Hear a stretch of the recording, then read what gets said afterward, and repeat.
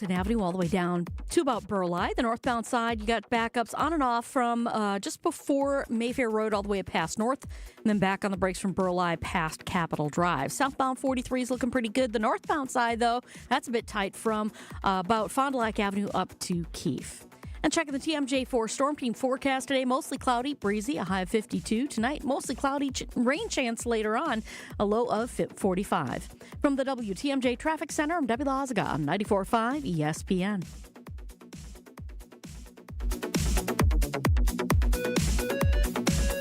Tune in to KBN every day at 2 o'clock. Kyle Bruston Nortman. 94.5 ESPN is WKTI and WKTI HD, Milwaukee. A locally owned Good Karma brand station. Showtime. The right way to start your day. This is Jen, Gabe, and Chewy. If I was rooting for a place for him to go, I think it would be Baltimore. You add a legitimate wide receiver to what they have there. Oh. So what's your first book? Breakfast at Tiffany's. It's kind of old, isn't it? They wanted to read a Truman Capote book. Oh, sure, Truman Capote. He's a great writer. Oh, yeah. Did you ever read anything by him? No, you? Nah. And on top of it, he did, put out the Instagram post of Edgar Allan Poe. Who? Edgar Allan Poe, you familiar? So how's the book coming? I said, how's the book coming? Oh, pretty good. So what's it about? Oh, it's about Holly Golightly. Holly Golightly. Yeah, she's quite a character. Yeah. You haven't read a page, have you? No. He's a guy. He's a guy. Edgar, I picked up on that. Yeah, very famous poet. Yes, I'm very familiar with Edgar Allan Poe, unlike some other people in the journalistic space. Quote the Raven, nevermore. The Raven's mascot, his name is Poe. I know. Listen, I know. It's Poe. You know, if it's not about sports, I find it very hard to concentrate. You're not very bright, are you? No, I'm not.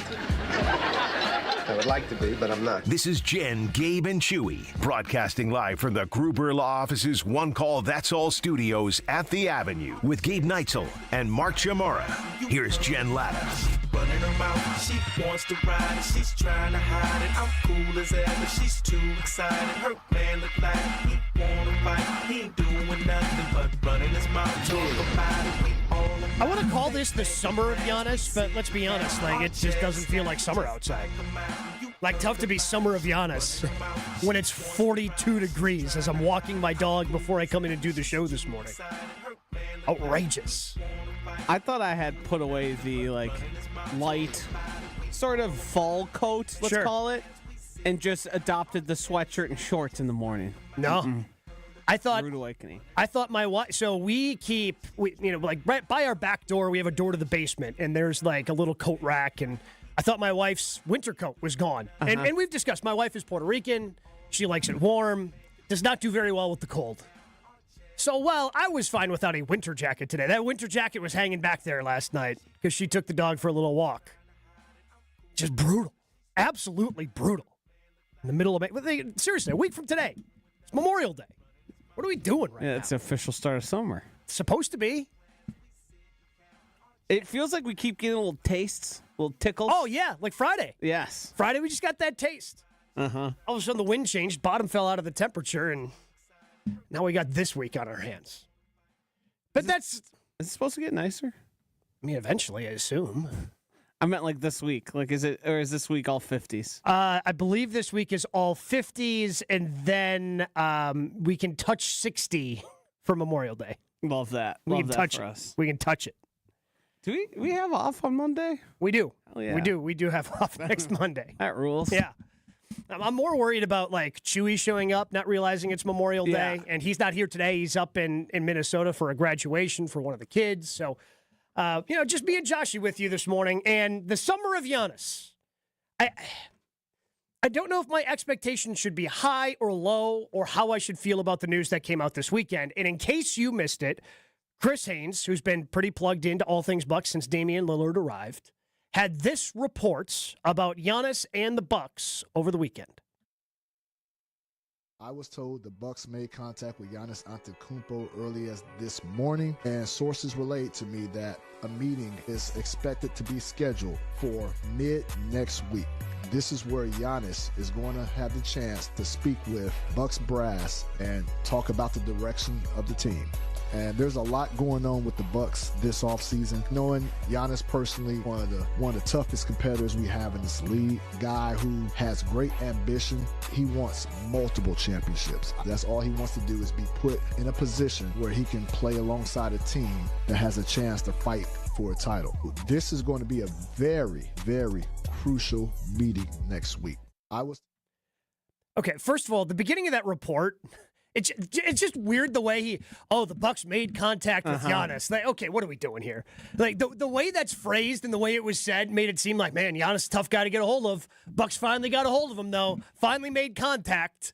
It's like, oh, man, we made contact with the aliens. Oh, I can't believe we actually pulled that off. Made contact with another life form. Yeah, is he in Greece currently? Is that sort of what it is? I mean, he could be. With Giannis, you never know. You're right. I know he does spend a lot of his off-season time in Greece. Likes to go over there with the family, understandably so. But I don't know with having a newborn, like right. It seems how much they want to be jumping on planes. It seems to hint at like there's some consternation there, which I don't really think there is. No. There's no bad blood. Now, if things devolve, sure, that might end up happening. But like as far as we know, and correct me if I'm wrong here, they really haven't discussed what the future is going to look like yet. It's been all about what happened the previous season. You had exit interviews, that type of stuff. Yeah, and this meeting, again, like Chris Haynes said, it is a big meeting. And it's happening now at this point because you want to let, Giannis go and kind of, unwind, be with the family, and just get away from basketball for a little bit. And the Bucks want to get their ducks in a row. They want to start develop what their plan is going to look like. Whether that includes the gap year that we've talked about, that Eric Name pitched a week or two ago in his piece on The Athletic. Just, what's our pitch going to be? What's our plan going to be for Giannis to kind of talk things through about what the future of this organization looks like? So they want to get their ducks in a row. That makes sense to me. And again, aside from the wording at the beginning of the report, the Bucks made contact to schedule the meeting. Well, yeah, they were going to make. We all knew this meeting was going to eventually happen. This is the pivot point. This is the big thing of, and maybe Giannis doesn't make a decision yet. I have no idea. But how do you feel now that we know at some point middle of this week, so not today, not Friday, but Tuesday, Wednesday, maybe Thursday, the Bucks and Giannis are going to be meeting together. How do you feel about Giannis and the Bucks now that we know this meeting is taking place? 800-990-3776. If you want to get in on the Carbless Talking text line. Jerry texting in saying he was golfing in Milwaukee with Chris Middleton last Thursday. All right, so he's still around in Milwaukee. Nice. I wonder how Giannis is as a golfer. Not good. Not good. I was going to say. I feel like there's swinging a baseball bat. Yes. That looked tough. That was tough. I feel like there was another video of him swinging a golf club, and again, all the athleticism that he has just doesn't translate. Not every athletic trait translates across every sport. Yeah, being 7 foot just doesn't feel conducive to a golf swing. Well, or a baseball swing. Yes, like the levers just doesn't. Too much movement going on there's there. There's a lot that goes into that. This is, and it's not that it's new, but this makes me feel a certain level of nervousness because now it's real. Now is, if there was to be a separation, it starts with this meeting this week. Yes.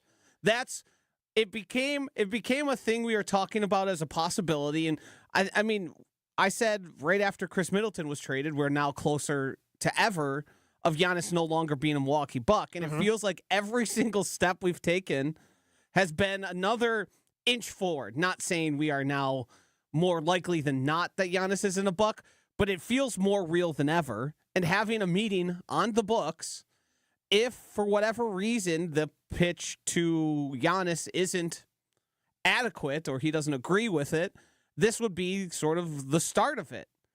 And what makes you nervous is you do have the gap year, as we've all called it, that Eric deemed it. It's not the best plan. No, but it's the reality of the situation, though, Josh. Like, is it the greatest plan? No, but it has to be a part of the plan. It's the same thing with whatever the Celtics are going to do. Yeah. Right? Like, whatever their future plans are has to include a gap year in 25-26 because they're not going to compete for a championship without Jason Tatum. Right. Like, and you've got 35, 33, 34, 35%, whatever the percentage is, it's close to a third or more of your salary cap tied up in a player who's not going to be able to play, who, oh, by the way, and for Tatum, he's an all-NBA player. Damian Lillard, not on that level, certainly still a really good all-star cat. He's been an all-star both years with the Bucks. Like you can't compete when you're spending that kind of money on a guy that you already know is not going to be able to play for you because of a devastating injury. Right, and it's just... The plan isn't great, and that's what leaves you with there's a potential Giannis decides to move on, and I wouldn't blame him for a decision. I still think it's more likely than not he comes back. That loyalty is what it is to him. The way the city and the organization has treated him throughout his career, I think that's going to factor in heavily here. And there is a factor of Giannis has never struck me as the easy way out guy. I don't see Kevin Durant and just, I want to go build a super team so I can coast to championships. It seems like he wants to do it the right way. Now, the Bucks have to make a case for those championships being a realistic option in the future. Obviously, next year, not realistic. But they still have to make a compelling case, because if he deems, I don't think it's going to happen here, I don't like the way the ownership's taking this, general manager, I think I'm better suited elsewhere, this is where it all starts. Yeah, and it makes me uncomfortable. And we went around and asked, I think I said 60-40 he stays last week. And part of it doesn't make me feel good that part of my thinking that Giannis is going to stay here is that if Giannis goes to the Bucks and goes, okay, I want to leave, then the Bucks present options of, okay, here are the places you could go. Here's what we're going to ask for. And if they don't give it to us, you're going to go to the highest bidder. And wherever that ends up being, chances are, because we're going to have to take a lot from that team, your situation is going to be pretty similar to what we're looking at right now here in Milwaukee. Yeah. But that's relying on somebody else being bad. That's like every year back when the Badgers were actually good at football, when we didn't know anything about the Badgers and the rest of the division that they were in the Big Ten seemed bad. Well, I mean, it's a bad division. Someone has to win it, so the Badgers will. And then inevitably they would finish third or fourth in the division because they weren't actually a good team. So it makes me uncomfortable in that same sense of part of this is wherever he ends up, it's not going to be just a plug and play. Plug him in here, and now they're automatically going to be championship contenders, because that team is going to still have probably work to do to try to remain competitive around him. And to be honest, they may have lost a potential suitor with the way things went down with OKC Denver yesterday. If the Thunder lose that game, who knows what they do? If they decide to try to, fast-track their championship aspirations and use some of the assets, because they've got 1,000 picks. Like, the Oklahoma City Thunder have 1,000 picks, and they've got young players, and they could have decided, you know what? We've been really good the last 2 years, haven't been able to get out of the second round. Let's go get Giannis. That's not going to happen at this point now, because they're in the Western Conference Finals, and they are the favorites to win the NBA championship. So that takes another suitor off the board, which honestly is good if you want Giannis to stay in Milwaukee. Yeah, the next step here is us figuring out, if he were to leave, where would it be and what would make the most sense? Because we can point to all the teams that would make sense, like on paper, of, well, that's a contender who could be pretty good, but what does that team look like after all of the assets required? Like, the only way Giannis can realistically move would be bad. It would be bad for the Bucks, because it would be like the result.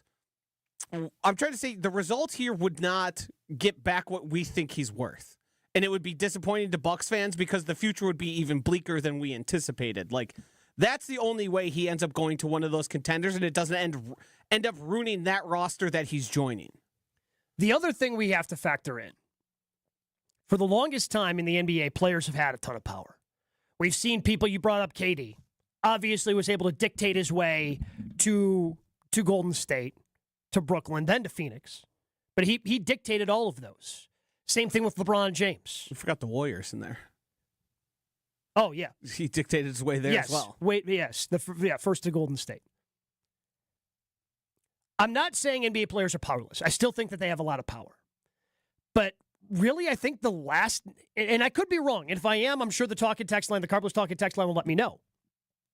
But the last time an NBA player really forced his way somewhere that he 100% wanted to go was his first option was Anthony Davis when he went from the Pelicans to the Lakers. Think about it since then. Damian Lillard, his first choice wasn't Milwaukee. Now, certainly playing with Giannis was attractive to him, and it's not like he came kicking and screaming. But the reason why he ended up in Milwaukee as late as he did before training camp in that NBA offseason was because he was trying to find a way to Miami, was trying to get his way to Miami. The Heat tried to take advantage of that. Portland didn't like it and ultimately took a deal from Milwaukee. Jimmy Butler in Miami was trying to force his way, I guess, to Phoenix. I don't know why, because they were terrible this last year, but it took convincing for him to finally accept a trade to Golden State. These are some of the bigger names in the NBA that have moved up. I mean, Luka's a different. Luka didn't force his way out. He just got straight up traded. So I have no idea if he preferred going to the Lakers. I think his preference was to stay in Dallas for the majority of his career, but he didn't get that either. But it seems like there's a little bit of power shifting back towards ownership and management in the NBA. And even if Giannis goes, hey, I want to go to whatever team, because he's under contract for 2 years, the Bucks aren't just going to let that team pay less than what they believe is the best offer for Giannis Antetokounmpo because of his contract situation.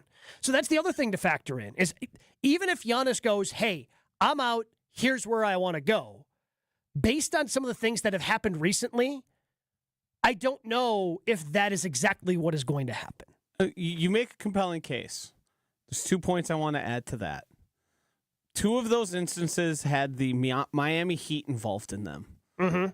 The Miami Heat, we could call right now probably a faltering franchise. Yep. One that's run by a guy who might be a little past his prime, who might not be the best.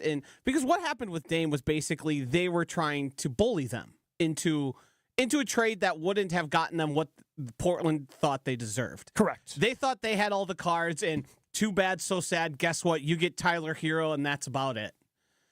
The other factor is Jimmy Butler. Giannis is one of, 3 players in the NBA in terms of he's a top 10 star in the world in terms of athletics. Mm-hmm. I think if Giannis were to put the pressure on, it's LeBron level in terms of... But the difference is also when LeBron left, his contract extension wasn't just starting. Right. Because that's a big difference here. Having the 2 years guaranteed, there's a player option for a 3rd year, but there's 2 years that he still has under contract. And the Bucks can go, hey, because it's going to be a gap year for them anyway. What do they care, right? They can just go, hey, with Dame out, if you don't want to play either, it's no skin off our nose this year. I don't know how much pressure Giannis can actually apply to go to his actual destination if that team doesn't offer a reasonable trade in return. Here's the thing. I think he could. I don't think he's willing to. That would be that's the other part. You have to go. Giannis would have to go full insubordinate. Full blow this thing up, make it as bad as possible, make it as ugly as possible, which I don't think happens because the Bucks do have that much control. Ryan and McGuanago chimes in on the Carlos Talking text line, 800-990-3776. 3-team trade, then he can go to a good team. 3-team trade is always going to be on the table, and not that Giannis would end up here, but a 3-team trade involving the Pelicans, where the Bucks can get some of their first-round draft capital back, is something that I have heard from multiple people who know a lot about basketball. Again, that's just people speculating, not knowing anything, but going, hey, it would make a lot of sense to get New Orleans involved, and then the Bucks can get some of their own draft capital back. John says, trade Dame to Boston, bring back Drew. Look. I understand the love of Drew Holiday. I love Drew. We got a championship with Drew. Nothing would have changed the last 2 years if Drew Holiday was on this team. This team would have been worse with Drew Holiday versus Damian Lillard. That's the fact of the matter. Yeah, you would have different assets had you not made the trade. But like Drew Holiday, especially at this point in his career, at 34, like he wasn't an offensive player to begin with. Like, yeah, he's a good defensive player, and he was fine for a little bit as the third option. But this is a dude who just went 1 for 8 with 4 points in a blowout loss when his team needed guys to step up offensively because Jason Tatum is out. And also, by the way, I don't think the Celtics are going to go, yeah, we'll have 2 guys out for the year with Achilles injuries. Did I see this correctly? That also, because the one case you'd made, the Bucks would improve defensively with Drew. That there isn't a top 10 defense left in the playoffs, but every offense is a top 10 offense in the NBA. Where it seems like there has been a shift, however it is, through, hey, offense is just going to get you there in today's NBA. It's about outscoring the other team more so than holding them back. It is. I mean, you can't be horrific on defense. Right. And we saw that a couple of years when Denver won. Like, they were a bad defensive team in the regular season, but everybody kind of ups the defense a little bit throughout the course of the postseason. Effort raises. And also play over the course of a 7-game series. Like, you figure out tendencies, you make guys, so you get, games where, like OKC Denver, who's got 2 high scoring, they both scored under 100 points game 3 or game 4. So, yes, the thought process right now in the NBA is you have to be really good offensively. You have to have shot makers. I mean, you can't be horrific on defense. But if you have a top-tier defense, like the Orlando Magic had one of the best defenses in the league this year. Nobody took them seriously. Like, that's just how it goes. Fair. You need guys that can go out and get buckets for you. 800-990-3776 is the Carbless Talking text line. How do you feel? Your confidence level on Giannis staying now that we know from the Chris Haynes reports that Giannis and the Bucks are going to be meeting at some point this week, midweek. Again, to me, that eliminates Monday and Friday. Who knows what other day it happens? Maybe we get more information on that today. Maybe we get more on tomorrow. But the NFL also has some important things coming up. We'll continue to talk about Giannis, but we also want to talk about the NFL and what they're discussing this week. That's next on Jen, Gabe, and Chewy. More Jen, Gabe, and Chewy coming up on 94.5 ESPN.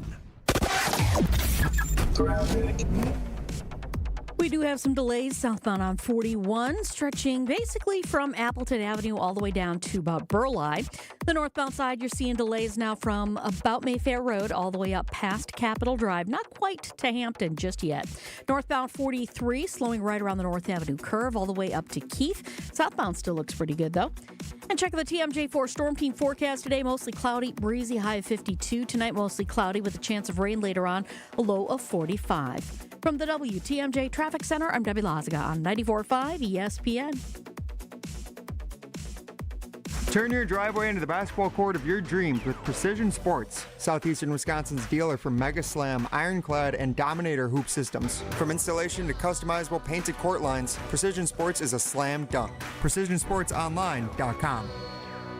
This is an ad by BetterHelp. BetterHelp recently surveyed more than 16,000 people and found that while 75% of people believe it is wise to seek support, only 27% of Americans are actually in therapy, and people stay silent to avoid being judged. BetterHelp has more than 10 years of experience matching you with the right therapist. We are all better with help. Visit BetterHelp.com/timeout for 10% off your first month of therapy today. That's BetterHelp, HELP.com/timeout.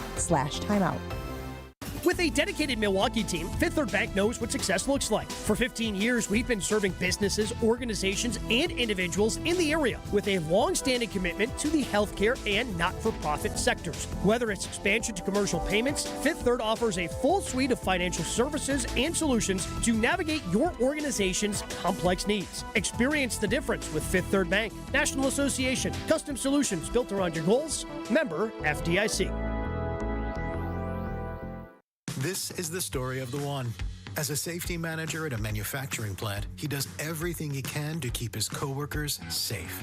From finding ways to reduce risks to keeping safety supplies in stock. And for that, he relies on Grainger. Grainger offers a broad range of quality products and next-day delivery, so he can always play it safe. Call 1-800-GRAINGER, click Grainger.com, or just stop by. Grainger, for the ones who get it done. Whoa, it's you, the Capital One Bank guy. That's what they call me. Mind if I get a selfie? Yeah, sure thing. Say no fees or minimums on your Capital One checking account. Wow, that's a keeper. So, where are you heading? I'm off to spread the good news that Capital One helps people keep more money in their wallet with no overdraft fees. Oh, you're the best Capital One Bank guy. Hey, mind if I get a selfie? Sure. Say, Capital One, what's in your wallet? Terms apply. See CapitalOne.com/bank for details. Capital One NA, member FDIC. For general contest rules, visit ESPNWisconsinContest.com. I feel so stuck. The Veterans Crisis Line is here for you. Dial 988, then press 1 to call. You're listening to Jen, Gabe, and Chewy. And then you have Raj, who I didn't think he just didn't have the body type of a right tackle. I have a question. I have a question. Who the hell are you talking about? What's his name? Yash. Raj? Like, I was thinking, okay, Who's Raj? You tell us, buddy. On 94.5 ESPN.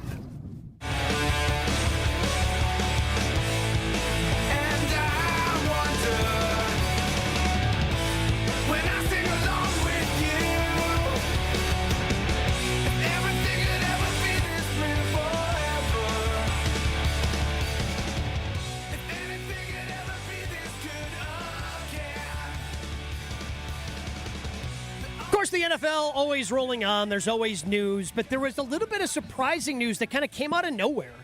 And I'm surprised we didn't really hear about this the first time around, but we knew that at some point in May, after the previous owners' meetings, that at some point they were going to get together again and probably, because they tabled the vote on the tush push, which the Packers had proposed, and Roger Goodell, obviously somebody who was against the tush push, probably whipping up the votes so they can ban that.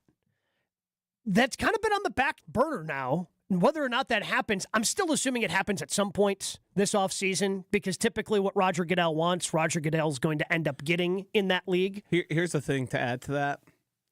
If they don't get it banned, they'll find a rules violation that'll make it very hard for the Eagles to run it often. Yeah. Be it offside. Point of emphasis. Yes. There will be some way for them via the rules to either stop them doing it as well or make it less effective. Yes. So they're going to figure that out. But the Detroit Lions have a proposal out there. Something that I feel like every NFL fan has always talked about. How come they don't do it like this? And they do it like this in basketball in the NBA, where 1 through, I guess 10, because you've got the play-in. 50. Yeah, we've got the play-in, so you've got more teams that have the opportunity. But you are seeded based on your record. Yes, if you win your division, which I don't even know if anybody could tell me what the divisions in basketball are outside of Evan Cohen, who's an NBA nut. Atlantic. That's one of them. I'm tapped. Central.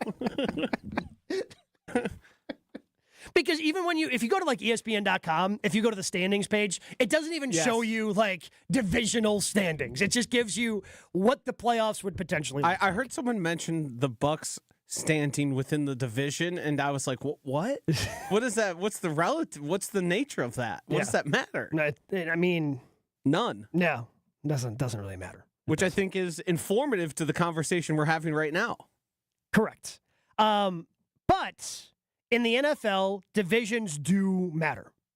Divisions have mattered for a long time because of the way they schedule. And then if you win your division, you get a home playoff game. But under the new proposal by the Detroit Lions, that would not be the case. Now, you would get in.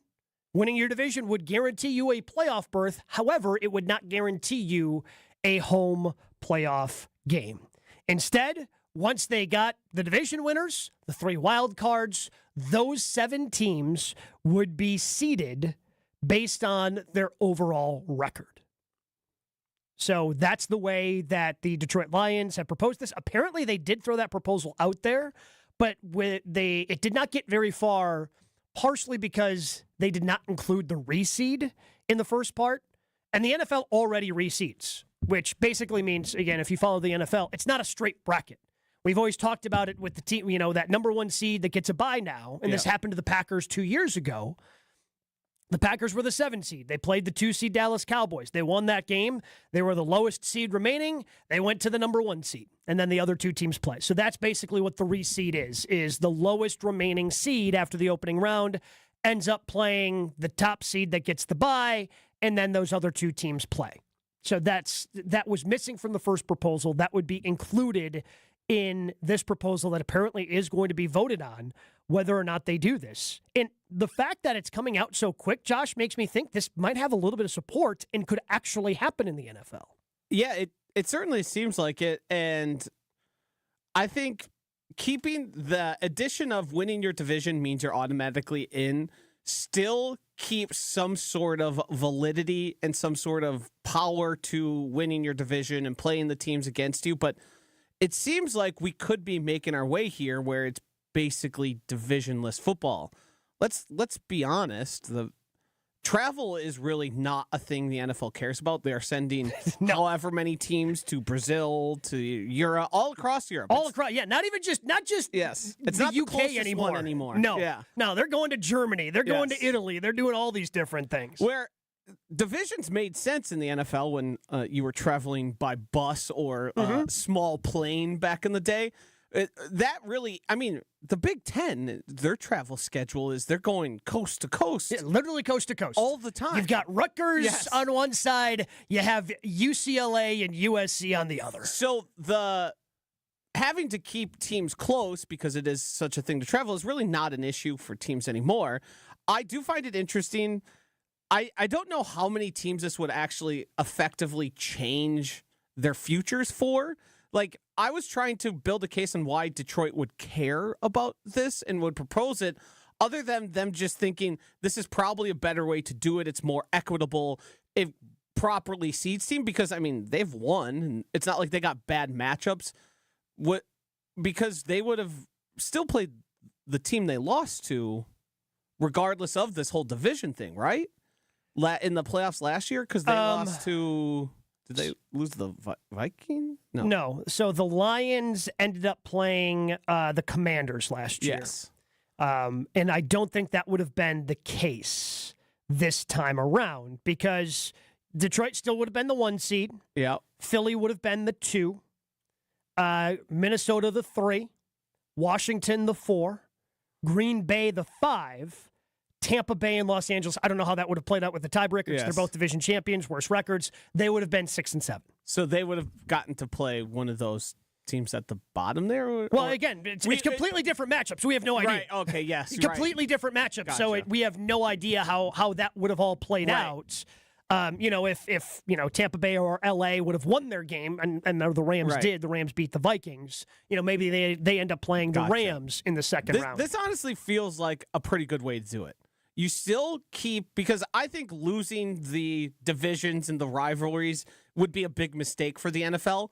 I think they've been able to effectively carry those. Like, the Packers are, you can say rivals, whatever, but you get up for a Bears game. You get up for a Vikings game. You get up for a Lions game. Then those games would still matter because even if your division's having a down year, you're still in the playoffs. So it still matters to win that. And then winning more just means, hey, we get a better matchup in the playoffs.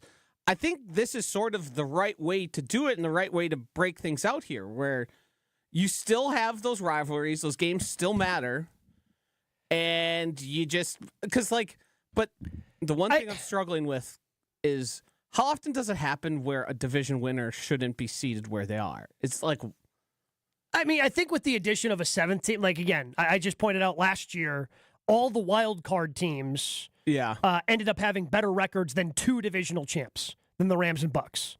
The Commanders, Vikings, and Packers all had better records. But my issue with this is because the divisions matter so much because also, like, you're playing fairly similar schedules. Yeah. Right? Like, I mean, the Packers, they're going to be a couple of games here or there that are different. The Packers in 3rd place, end up playing the 3rd place team in the other 2 NFC divisions that you're not playing that year. But the schedules just get to be so inequitable. Yeah. Like last year, the Packers and the NFC North got to play the AFC South. Stinky division. Yep. Bad division. Right? So the Did their record get a little bit inflated because they got to play a bad AFC division where maybe the Buccaneers or Rams, because they played a better AFC division, their record was tamped down because they had to play some better teams? So that's the only thing that I say. I think that is more equitable, but like you can't do equitable scheduling across the NFL. You're just not playing enough games to make it all equal in the NFC, because you want to have those games against AFC teams where you're playing them every 4 years and things like that. So I still kind of like having you win your division, you get a home game. Like I kind of like that just because how schedule dependent a lot of times your schedule ends up being. And if you play the bad teams in the AFC or a bad team in the NFC, that can kind of overinflate your record and how good you actually are. Yeah, but I think you could make the same case of if you play in a bad division, beating up on your... I mean, that was a thing people said about the Patriots for how long. Mm-hmm. Now, they bucked that by, going out and winning every Super Bowl imaginable. When you have a 10-year drought of Super Bowls, but you still go to a couple... Yes. And then you won 3 on the front end of that, 3 on the back end between the 10 years, too. But if you look at, say, the AFC South, say the Houston Texans get their head figured out, they get their head screwed on straight, they could just mow down the rest of that division and be a, 13-win team and kind of not really play that good of opponents. Like, we see that happen all the time where it seems like, hey, this team's pretty good. They're just mowing, and then they end up being paper Tigers. What if the NFC North just beats up on each other all year? Correct. And because of that, it goes both ways. That's what I'm saying. Like the NFC North beats up on each other all year. Now, we know that, 2 or 3 of the teams are really good, but the records don't reflect that because they beat up on each other, and now they get seeded. Now they don't get a home game because they beat up on each other. I like the emphasis that the NFL has had on divisions, and I don't think the seeding has mattered to me all that much. If you're the best team in the NFL, you're going to end up in the Super Bowl. Yeah. I don't know how much the seeding has really mattered. And also, the teams that generally make the Super Bowl, they're a 1 seed, 2 seed. Yeah. Sometimes, occasionally a 3 seed if something wild happened throughout the year. But yeah, it seems like the end result generally is a reflection of who the best teams are. And it's very rare that a team like the Commanders kind of gets through in that way. And I mean, they had to beat good teams to get there. It's not like they were playing nobodies and kind of lucked into it. They played some big games. They beat teams that were supposed to be better than them. It sort of feels like we're fixing something that doesn't necessarily have the problem. Yeah. I feel like this has been a conversation that we've had every other year in the NFL. Yes. When you have a division winner like the Texans, who are 10-7, and wild card teams could be seated ahead of them, or in the NFC, as we explained, all 3 wild card winners having 11 or more wins, and there were 2 division winners that had 10 wins. So it only comes up probably every other year, I would say, where this conversation happens. But I don't know if it's really that big of an issue. Because the first thing that I think of a team that had, they were below 5, they were 7-9 and got to host a playoff game, everybody thinks of these Seattle Seahawks. And Marshawn Lynch has that big run against the New Orleans Saints. And, everybody in New Orleans, oh man, it's unfair we had to go on the road. Team 7-9 beat them. Yeah. It's a bad team. Just beat that team, and they beat the brakes off of you. I don't have that. I like the emphasis on the division because I think it has made those rivalry games mean just a little bit more. And if you go to, you still get in the playoffs, the division games are still going to matter because it's the NFL and it's rivalries. And it's not obviously just an NFC North thing, when the Ravens and Steelers play each other and all those other teams across the NFL. Like, those are going to mean something. But I think I'm not going to be really upset if they go and pass this. It's just something that I just haven't spent a ton of time thinking about. I think there's also a hard truth here that I don't think any real football fan, unless you're like an Eagles fan or a Chiefs fan or one of the perennial contenders, there's about 5 teams that matter in the NFL. Very rarely is the Super Bowl winner going to be one of those other than the 5 teams. Like, what was the last time we had a true surprise Super Bowl winner? By the time you got to the playoffs, you looked at the matchups and you went, can't believe that team made it there. I could think of teams that made it to the Super Bowl but ended up losing that were surprises, like the Bengals. Yeah, I was about to say the Bengals. I mean, the Bengals were good, but they were like that team that got hot and was unexpectedly there. I maybe the Giants? I mean, I would probably say the Eagles first time around, and that was With a good Nick Eagles Foles. team, but because it was a backup quarterback. Yes. And that backup quarterback's name was Nick Foles. Right. Yeah, so it seems like we try and make the case of, like, this team might be getting the raw end of the deal, but the cream rises to the top in the NFL, seemingly more than even other leagues, where you'll have an occasional surprise there, but very rarely does that team win the Super Bowl. Yeah, just going back to February 2020, Chiefs, Niners, okay, Buccaneers, Chiefs, Rams, Bengals the only surprise team so far, Chiefs, Eagles, Chiefs, Niners, Eagles, Chiefs. Yeah. Like, there's only one surprise team there. Right. Going back to the start of the decade, and that's the Bengals. So, yeah, I think you're right. They're looking for a solution to a problem that doesn't necessarily exist. We'll see if it actually gets passed in the NFL. Nicholas on the Carplets Talking text line saying, do divisions really matter, though? You play a third of your games against them. Maybe if they played more, it matter more. So you pay one of those teams 3 times? What's the proposal? I don't necessarily understand it. Yeah, I don't know. Ben asking, it's Monday. Is Chewy hungover? Maybe. Probably. It's possible. Based on some of the texts I saw over the weekend, there's a good chance. Very strong. But this was a scheduled off day for the big guy. This is he had put in through the proper channels to take off. They have a kid graduating from the University of Minnesota, so he's up in the Twin Cities for a Monday graduation. A Monday graduation, which is something I had never heard of before. I kind of like it. Why? Extra day off. Long weekend. Fair enough. Extra day. I guess especially depending on, if you're a school that doesn't have as many local kids there, you get to spend the weekend with your family in the city you're graduating from. Graduation Monday, you head home after. It's all wham, bam, done. Yeah, okay. And again, when you're as large as some of these schools are, like you have to do this over multiple days because you can't just be reading an entire graduation class crossing a stage. So you got to break that up a little bit. So that's where the big guy is, just in case you were wondering. Trey Hendrickson. We're doing the thing again. Why are we doing this thing again? I love doing the thing. Yeah, I know you do, but we're going to do the thing. We're going to do that next here on Jen, Gabe, and Chewy. Jen, Gabe, and Chewy are back after this on 94.5 ESPN. We do have some delays southbound on 41, stretching basically from Appleton Avenue all the way down to about Burleigh. The northbound side, you're seeing delays now from about Mayfair Road all the way up past Capitol Drive. Not quite to Hampton just yet. Northbound 43, slowing right around the North Avenue curve all the way up to Keith. Southbound still looks pretty good, though. And check the TMJ4 Storm Team forecast today. Mostly cloudy, breezy, high of 52. Tonight, mostly cloudy with a chance of rain later on, a low of 45. From the WTMJ Traffic Center, I'm Debbie Lazaga on 94.5 ESPN. Highlight your long weekend when the Brewers kick off a 3-game series against the Red Sox on Memorial Day, featuring the best way to start summer, Dollar Hot Dog Day.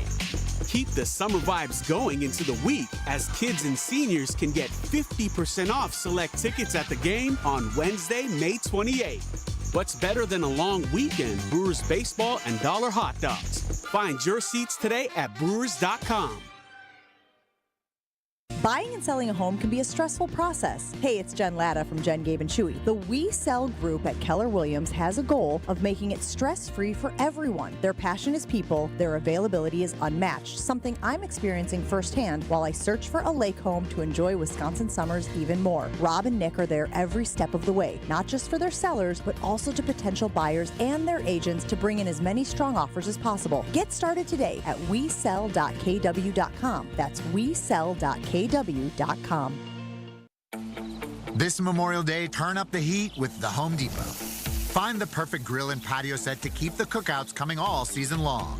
Grill up a feast with the Next Grill 4-burner gas grill, only $229. And complete your space with the stylish Glen Ridge Falls 7-piece dining set, now on special buy for just $499 with free delivery. Take your Memorial Day cookout to the next level all summer long with the Home Depot. See homedepot.com/delivery for more details.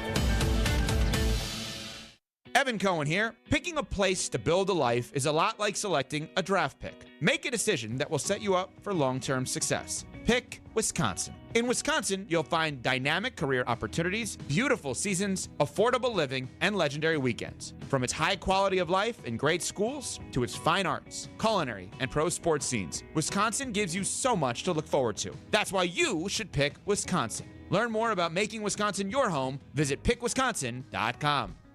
Tournament host Steve Stricker joins a star-studded group of PGA Tour champions at the American Family Insurance Championship. Catch the action June 6th through the 8th with an exciting team competition and a new tournament home at TPC, Wisconsin. This year's AmFam Champ concert features Megan Maroney with special guest Clint Black on Friday, June 6th at Breese Stevens Field. All proceeds support the Steve Stricker American Family Insurance Foundation and American Family Children's Hospital. Get your tickets today at amfamchampionship.com. Hey, this is Mike from Infinity Exteriors. Buying a roof, siding, or windows can feel overwhelming. Hidden costs, confusing contracts. We don't play that game. We educate you so that you can decide. And when you know the facts, Infinity Exteriors is the clear choice. Since 1997, we've installed peace of mind with no surprise upcharges, flexible budgets, and immediate financing. Infinity Exteriors, saving our communities from unscrupulous contractors. Visit infinityexteriors.com. It's Jen, Gabe, and Chewy. Unbelievable that they ran all over this vaunted defense, this elite defense. What Kool-Aid? Why? It was poop Kool-Aid, and we gobbled it down. On 94.5 ESPN. I went to a shrink to analyze my dreams. She says it's like a sex that's bringing me down. I just don't know what to do about any sort of Trey Hendrickson stories anymore. Look, I admit, I know Trey Hendrickson, I believe, would be a great fit on the Green Bay Packers. I am not the only one who believes this. A lot of Packer fans believe it, but Matt Bowen over at ESPN.com believes it. Had a story this morning saying best NFL team fits remaining free agents and trade candidates. You know, so he runs through the Keenan Allens and the Aaron Rodgers and guys like that who are free agents. But then he gets to the top trade fits, and there are a couple of Packers connections here.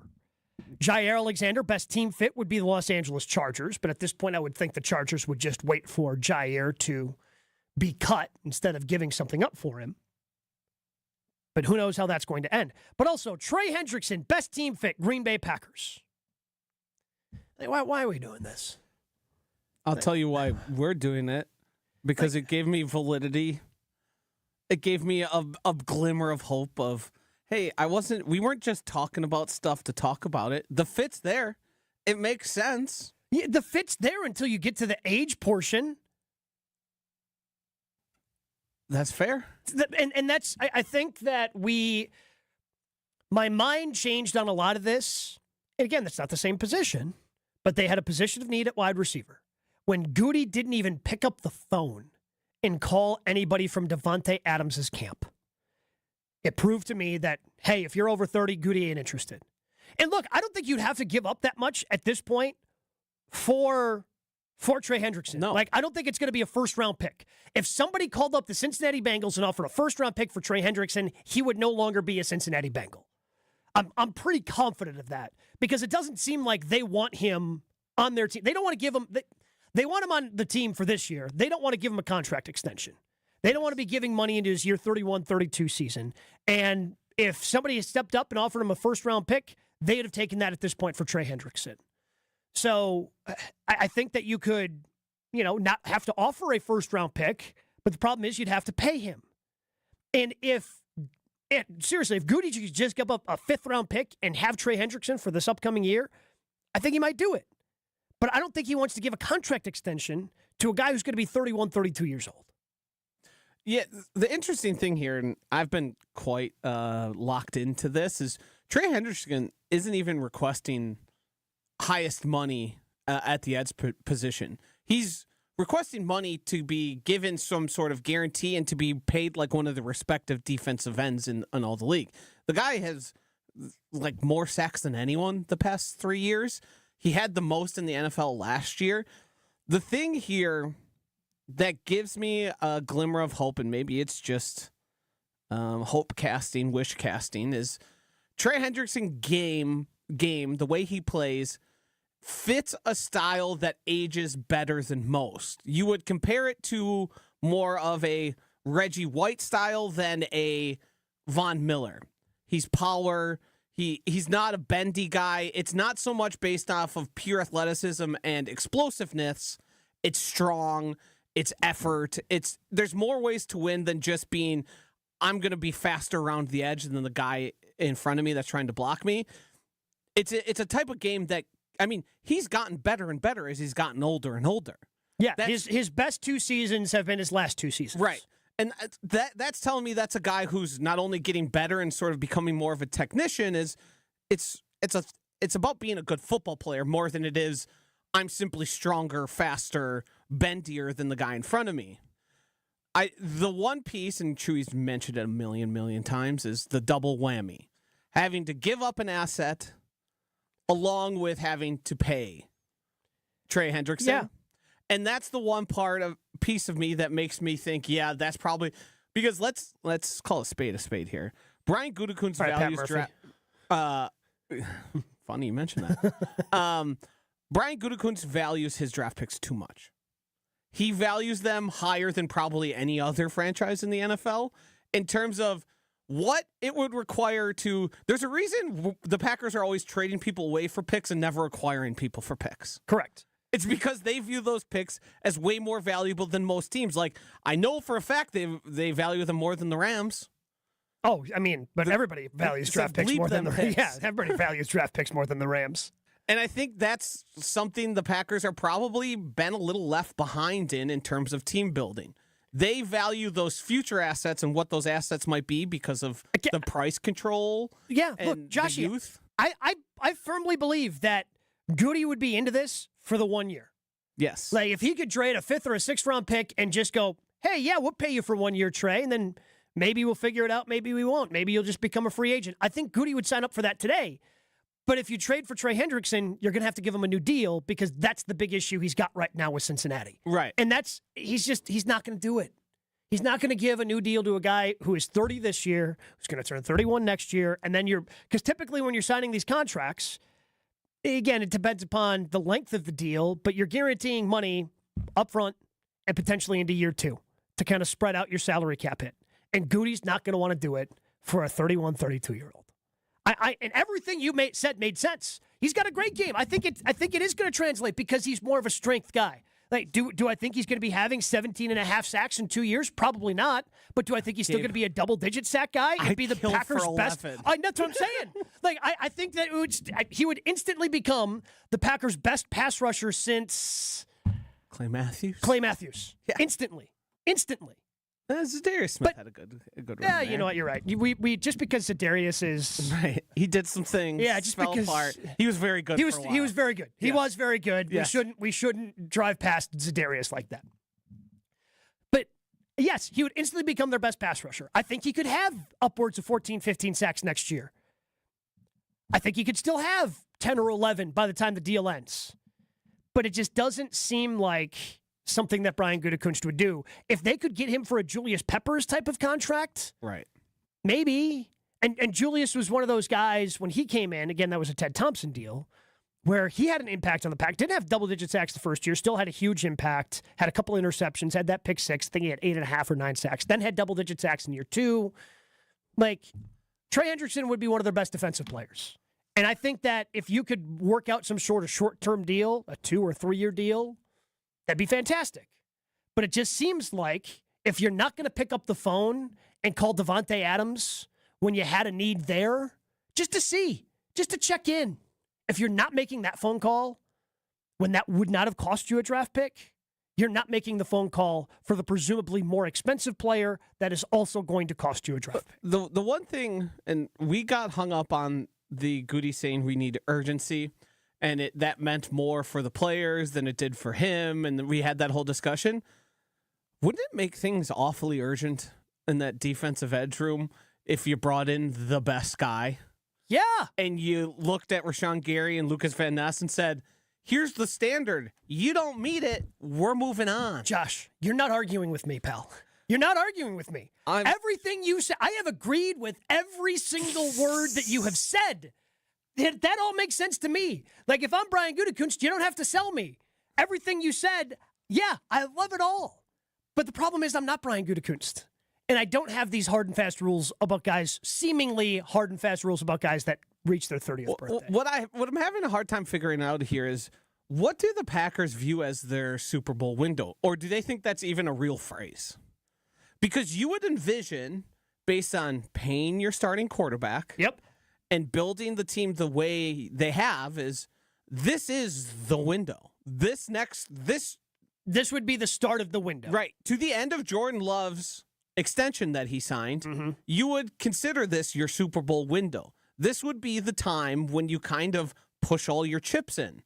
We haven't seen a push all the chips in, and you can argue about it if it was actually that or not, but it was towards the end of Aaron Rodgers' career. They were extending people. They were pushing money into the future, a lot of which they are now just sort of getting out from underneath, and they're pretty cap healthy in terms of dead cap and people that are being paid to not even be on the team anymore. If it's not now, when is it? Or is it just something they think our Super Bowl window is as long as we have a franchise quarterback? In perpetuity. And it's just either we get their bites at the apples, to reference the aforementioned Pat Murphy and the Brewers. It seems like they don't. The NFL to me is the window league of you have your guy, you have him at a price, and you push all the chips in. And then you figure out in 3-4 years, well, it didn't work. We got to retool. We got to go back to. It doesn't seem like that's the way Brian Gutekunst views team building at all, or the Packers for that matter. Because it's pretty risky. It's a risky way to do it. If you're constantly competitive and you're able to hit a couple of these draft picks every now and then you're able to kind of just be this steady, competitive team that hopefully you get it done. And they just haven't been able to get it done over the last handful of years. Would this player help? Yes, this player would help. It just does not. It seems so far out of character for Brian Gutekunst to actually make this happen, even though he is just sitting out there dangling for teams. But at the same time, if somebody came to the Bengals with a Godfather offer, I have zero doubt that the Bengals would just accept it at this point. Trey Hendrickson said it's gotten personal. Well, yeah, I mean, that's a thing you don't really hear athletes say. When instead of, and again, I don't know if Zach Taylor was doing this on his own. Don't know if Zach Taylor was acting because his general manager or owner told him he had to. When you send a letter to someone saying, hey, if you're not at the mandatory part of off-season, just a reminder, you're going to get fined. We're not going to rescind those fines. Like, you do that in a letter instead of just in 2025, like when you just pick up your phone and FaceTime or just give a call, just, hey, man, we really want you here. Hopefully we figure this contract stuff out. But reminder, hey, but we are going to have to fine you if this happens. By sending a formal letter when things are already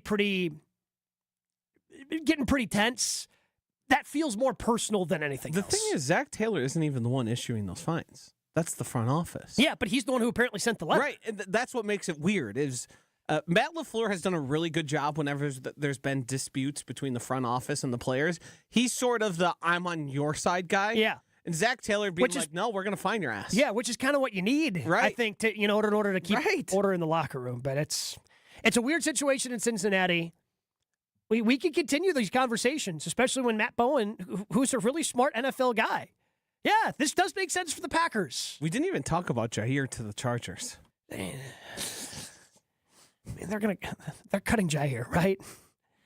It feels like the longer it goes on without, because it feels like if he's coming back and he agrees to the contract, you guys would just be able to hammer it out. Here's what we're willing to pay you. Yeah. Play with under this or not. All right, well, then you're gone. This is one of the weirder. Yeah. The Jaire situation is one of the weirder personnel situations I can remember for the Packers. Because it all kind of seems, because again, if you were confident that he was coming back, wouldn't Jeff Hafley, oh man, can't wait to have Jaire back. Yep. Instead, he punted on it last week. Yes. Just absolutely punted it away. We kind of danced around it. There's some interesting sound that caught Joshy and my's attention from the Brewers from over the weekend. They're not playing their best baseball. Offense is pretty stinky right now. They've been shut out. They followed the same pattern the last two series. Get shut out the first two games, and then the bats kind of wake up in game three. And now they find themselves a couple games below 500. Pat Murphy getting a little frustrated.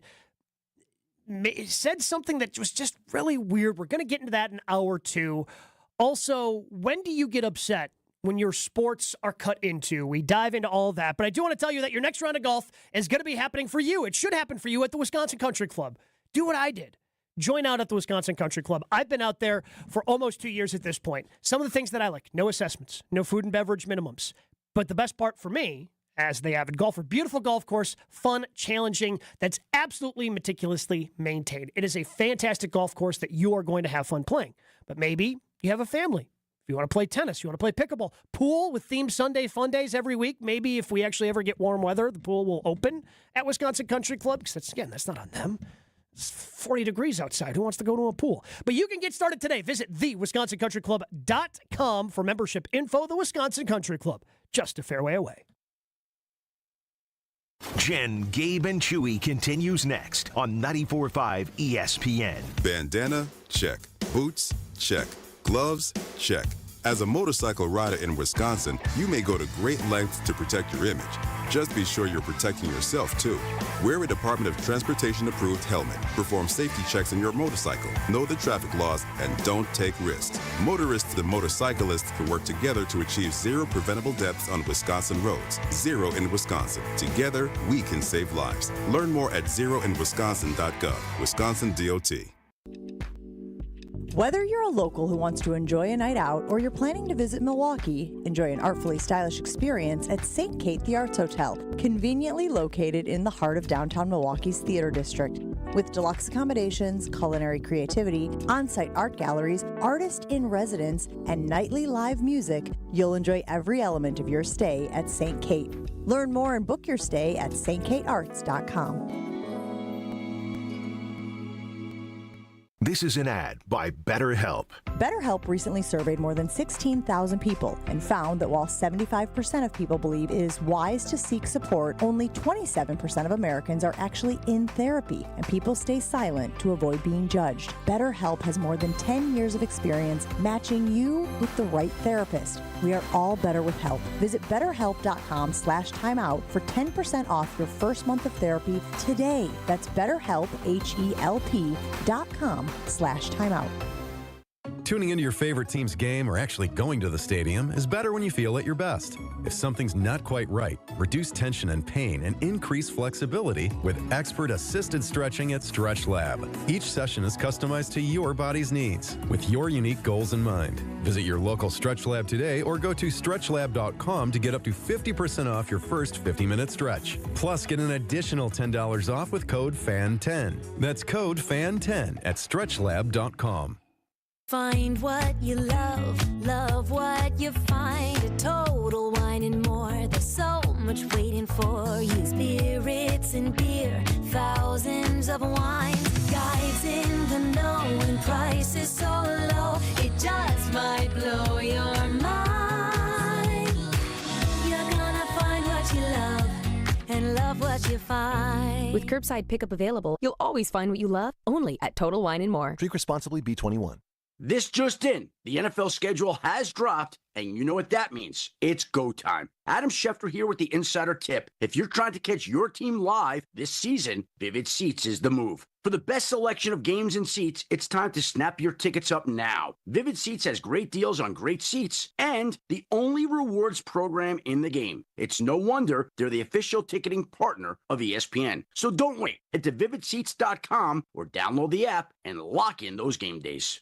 Evan Cohen here. It's time to turn things up a notch. This summer, don't binge watch shows. Binge s'mores by the campfire. Press pause on the podcast and press play on the warm weather vibes. Here's your chance to win $10,000 for your ultimate summer. What are you waiting for? Take your shot with 5 Hour Energy and make this summer your best summer ever. Visit 5heshot.com for full details and rules and to enter today. No purchase necessary. Ends June 30th, 2025. This is Jen, Gabe, and Chewy. I'm going to go with the corn dog, the old corn dog. The corn dog for the pierogies birthday. and borscht all day long. That's just crazy. Nobody likes borscht, let alone God, on their it's birthday. so good. It's the only thing that makes my mouth water, other than my wife. On 94.5 ESPN.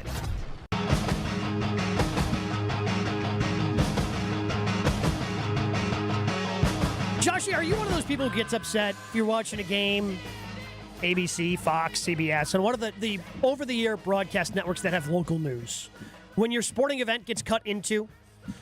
No, this has long been something that irks me the other way, especially with the severe weather we just saw here in Wisconsin, of the people complaining about the tornado warnings or the severe weather that affects the games they're watching, or when it's on the scroll and you can't see the score bug.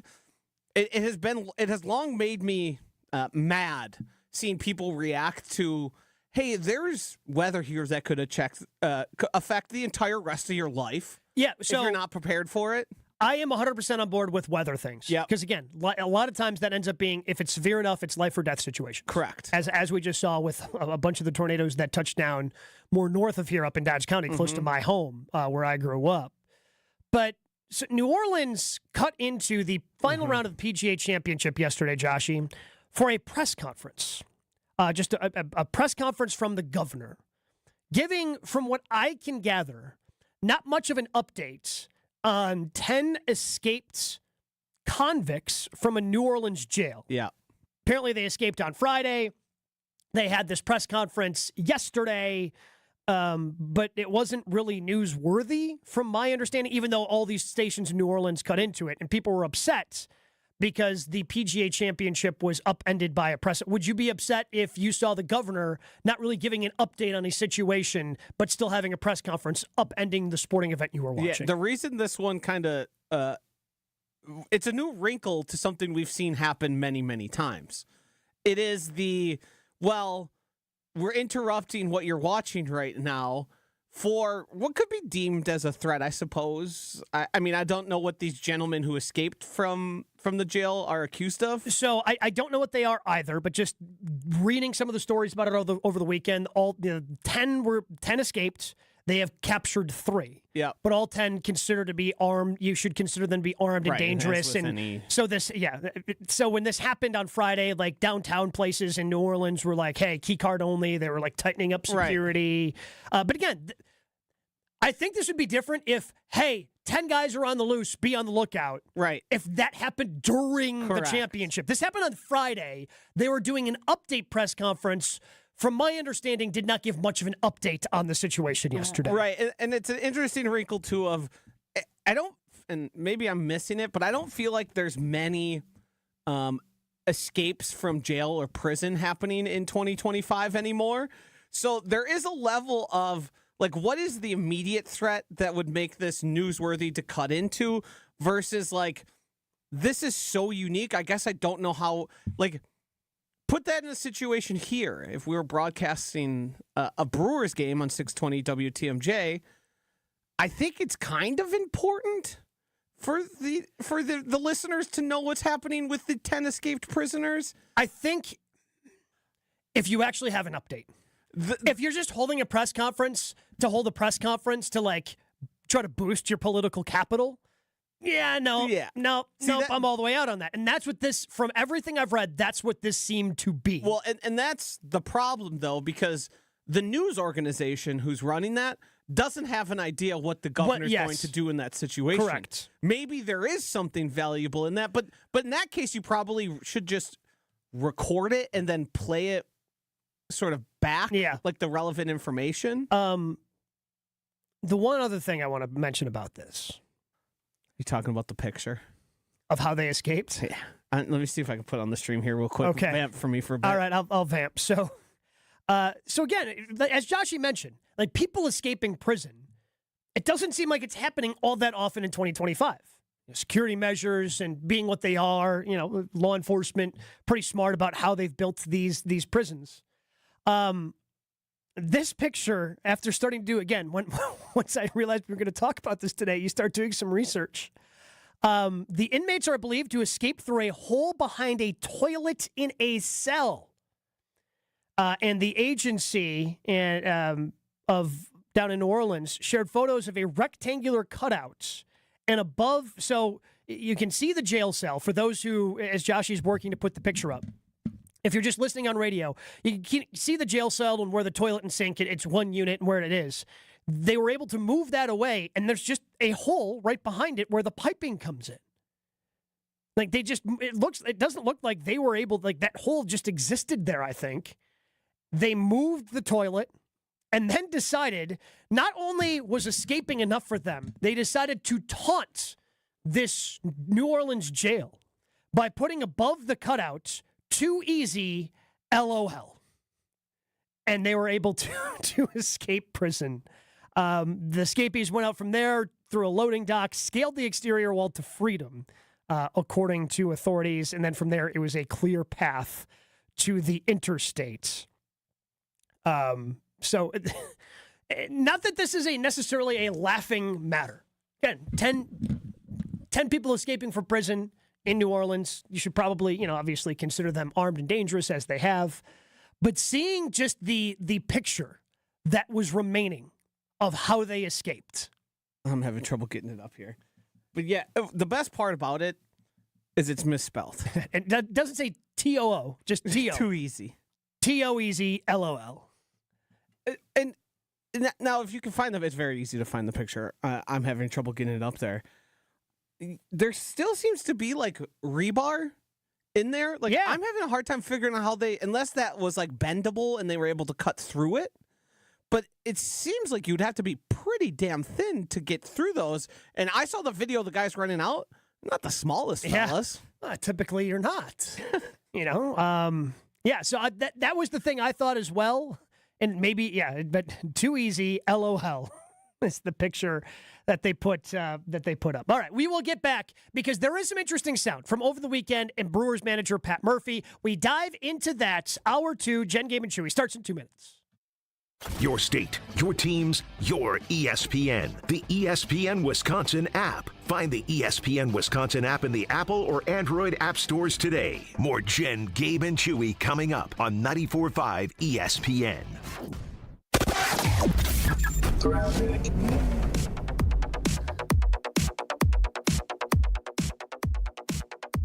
Well, we got some backups now on 94 northbound, pretty much starting from Rawson all the way up past the airport spur.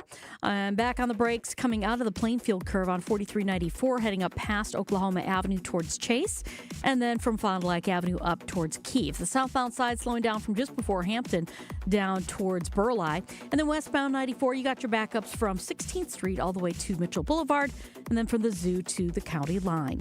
And checking the TMJ4 Storm Team forecast today, mostly cloudy and breezy, a high of 52. Tonight, mostly cloudy with a chance of rain later on, a low of 45. From the WTMJ Traffic Center, I'm Debbie Lazaga on 94.5 ESPN.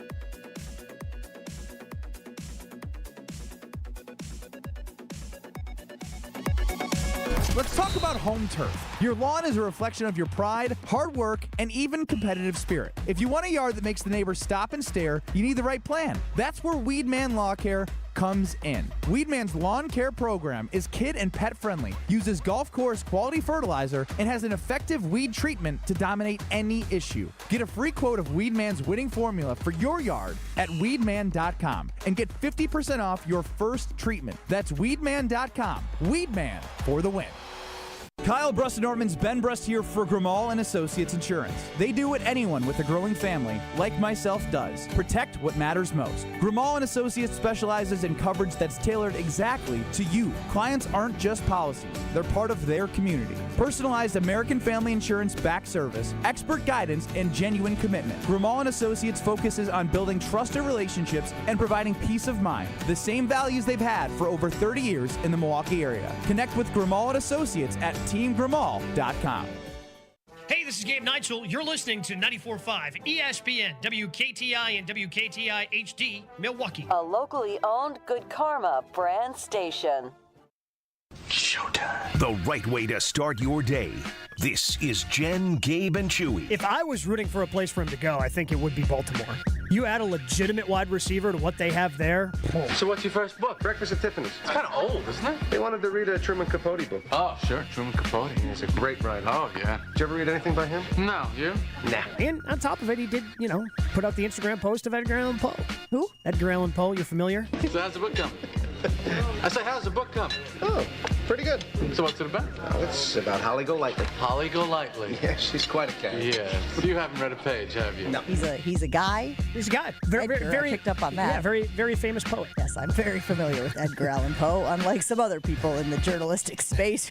Quote the Raven, nevermore. The Raven's mascot, his name is Poe. I know. Listen, I know. It's Poe. You know, if it's not about sports, I find it very hard to concentrate. You're not very bright, are you? No, I'm not. I would like to be, but I'm not. This is Jen, Gabe, and Chewy, broadcasting live from the Gruber Law Office's One Call That's All studios at the Avenue with Gabe Neitzel and Mark Chamara. Here's Jen Latta. Running her mouth, she wants to ride and she's trying to hide it. I'm cool as ever, she's too excited. Her man look like Our Brew Crew not playing their best baseball right now. They have been shut out a bunch this month. Now, they did get a win yesterday, so they salvaged their series against, they ended the winning streak of the red-hot Minnesota Twins. But after they were shut out for the fourth time in 5 games, and for, the 6th time this month already? Tying a franchise record for the month. In case you've been living under a rock. Not great. It is, what's today, the 19th? Today's the 19th. A lot of days left. There's still a handful of days left, yes. So things haven't been going well for the Brewers. But Pat Murphy had this interesting thing to say on Saturday after they had lost. Again, they won the game yesterday. So this is from after they had lost, getting shut out for the second consecutive day, 4th time in 5 days. Here's what Pat Murphy had to say. And I'm curious if anybody else heard what me and Joshy heard when Pat Murphy talked about his team's offensive struggles. To stay undaunted means the mental toughness to stay in the now. It's really, really hard. And it's hard when you care a lot. But caring a lot isn't enough. You got to care a lot and you got to do it. Be in the now. I trust the players. I like the players. I think they're good. Now, did we go spend a lot of money in the offseason, guys? Let's call a spade a spade. No, we didn't. Did we, are we real deep in the position player business? No, we're not. But we have good ones. And we have ones that aren't getting the results right now and aren't in their best state of mind. Oof. Anytime you bring up money in the Milwaukee Brewers, it becomes a sticky situation, right? It is a point of contention on the fan base because I certainly saw some people, and one of the more famous Brewers fans out there, and Sam Decker, bringing this up because people brought up the comment from Mark Murphy earlier, actually not Mark Murphy, from Mark Attanasio earlier this offseason when he talked about, how, is it his job to, is it their job to compete for championships or is it their job to, provide the entertainment? And let's go ahead and just replay that for people here in case you are living under a rock. Similar to the question, what's your job? Forget about calling yourself, if you're the steward of baseball here. Is my job to win a World Series? Now it's going to everybody say, oh, he doesn't think he has to win a World Series. But is my job to win a World Series? Is my job to provide a summer of entertainment and passion and a way for families to come together? Yeah, so in the Brewers have tried to clarify that, saying Mark just didn't finish his thought there. But obviously the way that came off, it stuck with a lot of the fan base. So anytime money comes up, that's going to be part of the conversation. And this seems like, to me, a manager who is bringing this up, yes, out of frustration. Yes, he still likes his team. He thinks his team can get it done. But he also feels like it would be easier had the team spent a little bit of money to try to bolster what they had offensively, especially, and again, this goes back to, they basically lost one player this year, Josh. They lost Willy Adames. And I completely agree, by the way, with them not giving Adames the contract that the Giants ended up giving him, because that's not a contract that's going to age well, I believe. But that doesn't mean you can't spend money elsewhere. And they didn't really try to find a way to replace Adames, thinking that, okay, we've got some guys, maybe they can. And I don't know if this is A, missing Willie's bat, because he led the team in home runs last year. B, missing Willie's leadership, because it seems like that undaunted message, which is still around from last year, maybe was still there because you had somebody like Willie Adames who was the heartbeat of that clubhouse. So I think that's kind of twofold of how much maybe they're missing Willie at this point, and he just didn't want to say that name. And then on top of it, he let some of his frustrations out about how they didn't try to go and replace some of that offensive production that Adames provided. Yeah, the lack of spending money coming from inside the house is sort of a third rail thing for Brewers fans. To be plain and honest about it, is the Brewers are spending less money on the team than they did last year. That is a fact. There's also players on the team who you still expect to be playing well. They aren't playing as well as you would hope they are. Contreras, right? Yelich, right. But the fact of the matter is, Pat Murphy is expressing here, and maybe it's slipped out, maybe it wasn't something he hoped he said, but he's thinking about it. He's thinking about, yes, I'm the manager of this team. Yes, I think we're a good team. But are we doing everything we can to win ball games?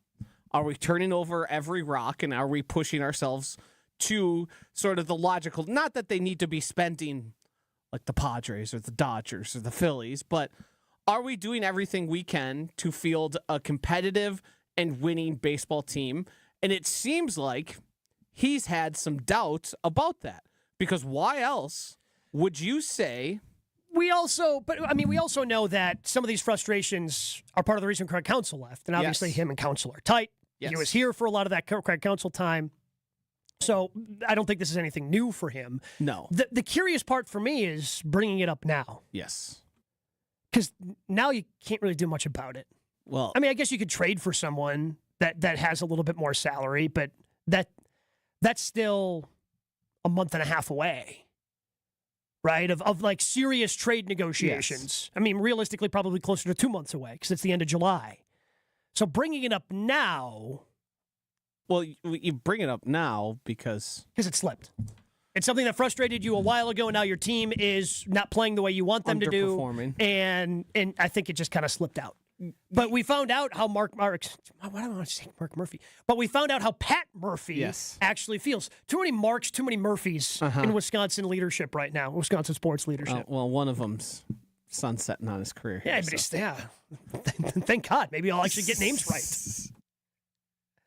But I think that's part of it. I think he's just frustrated, and this is a frustration that he has held and had, and he just kind of let it slip.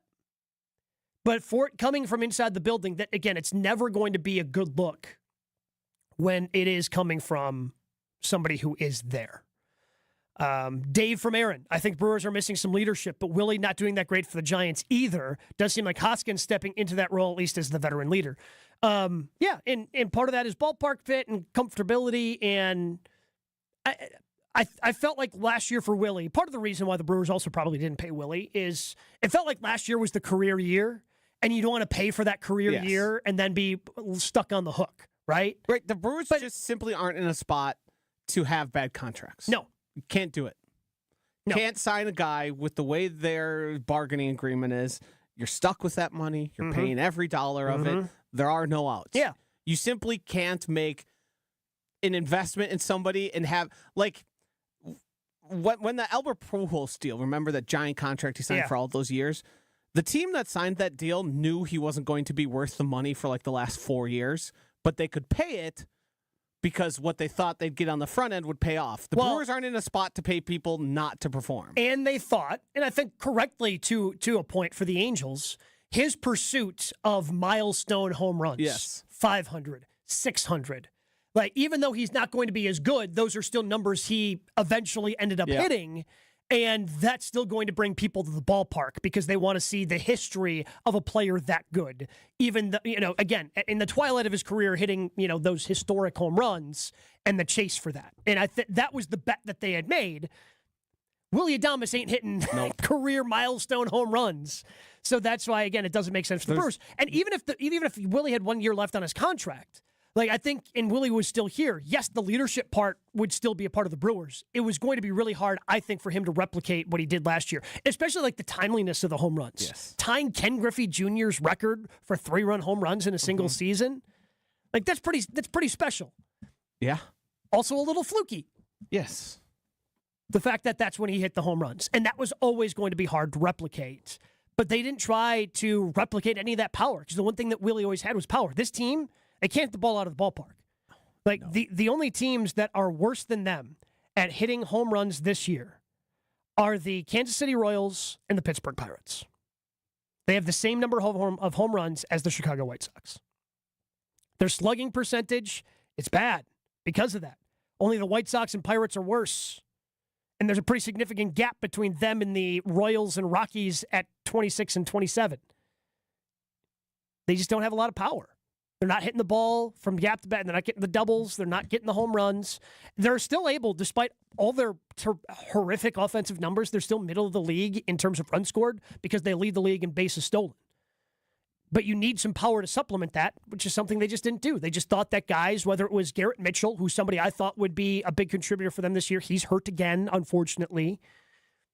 Christian hasn't played as well, and Contreras hasn't played as well. Some of the guys you were counting on haven't played well, and they didn't really have a backup plan. As Murph pointed out, there's not a lot of depth there at the position player level. I want to get to this call from Rick, but we do have to take a break. 800-990-3776. That's how you get involved in this conversation on the Carbless Talk and Text line. We want to hear from you about the Brewers and what Pat Murphy had to say over the weekend, coming up next on Jen, Gabe, and Chewy. More Jen, Gabe, and Chewy coming up on 94.5 ESPN.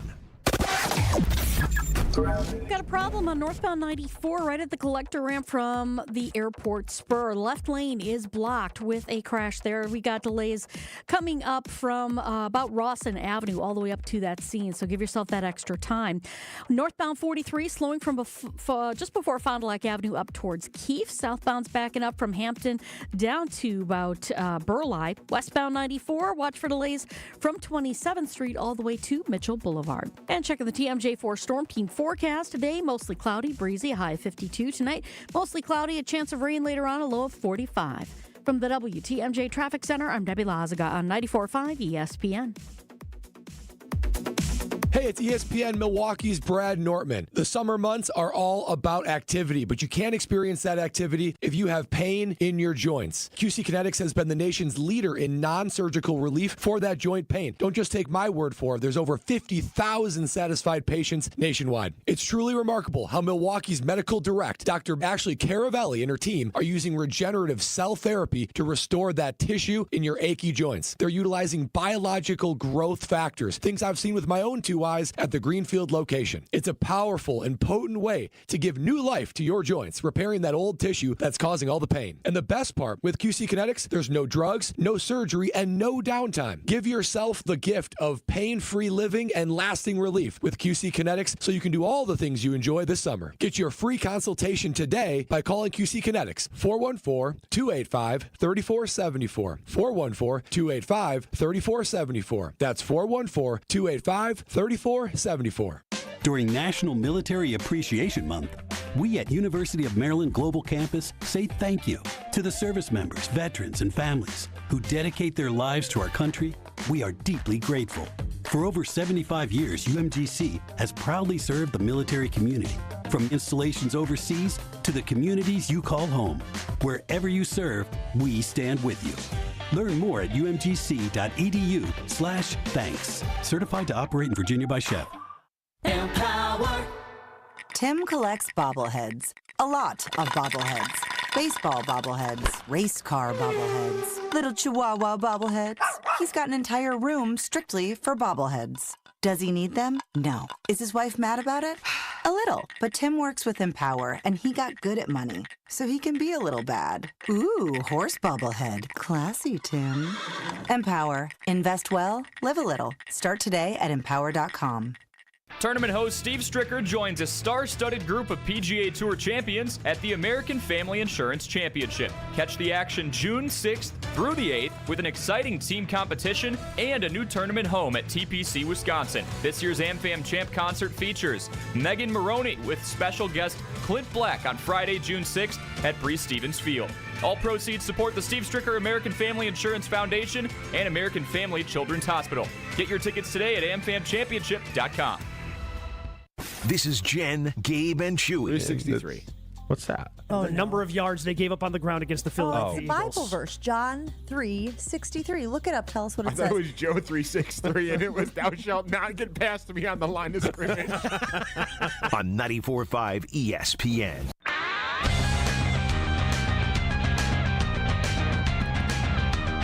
Brewers manager Pat Murphy making a note about how the Brewers did not go out and spend money on free agents this offseason while talking about the team after their loss on Saturday. Now, they did win yesterday, and I'm sure they're hoping that the Bats will start to wake up during this homestand as they sit below 500 currently.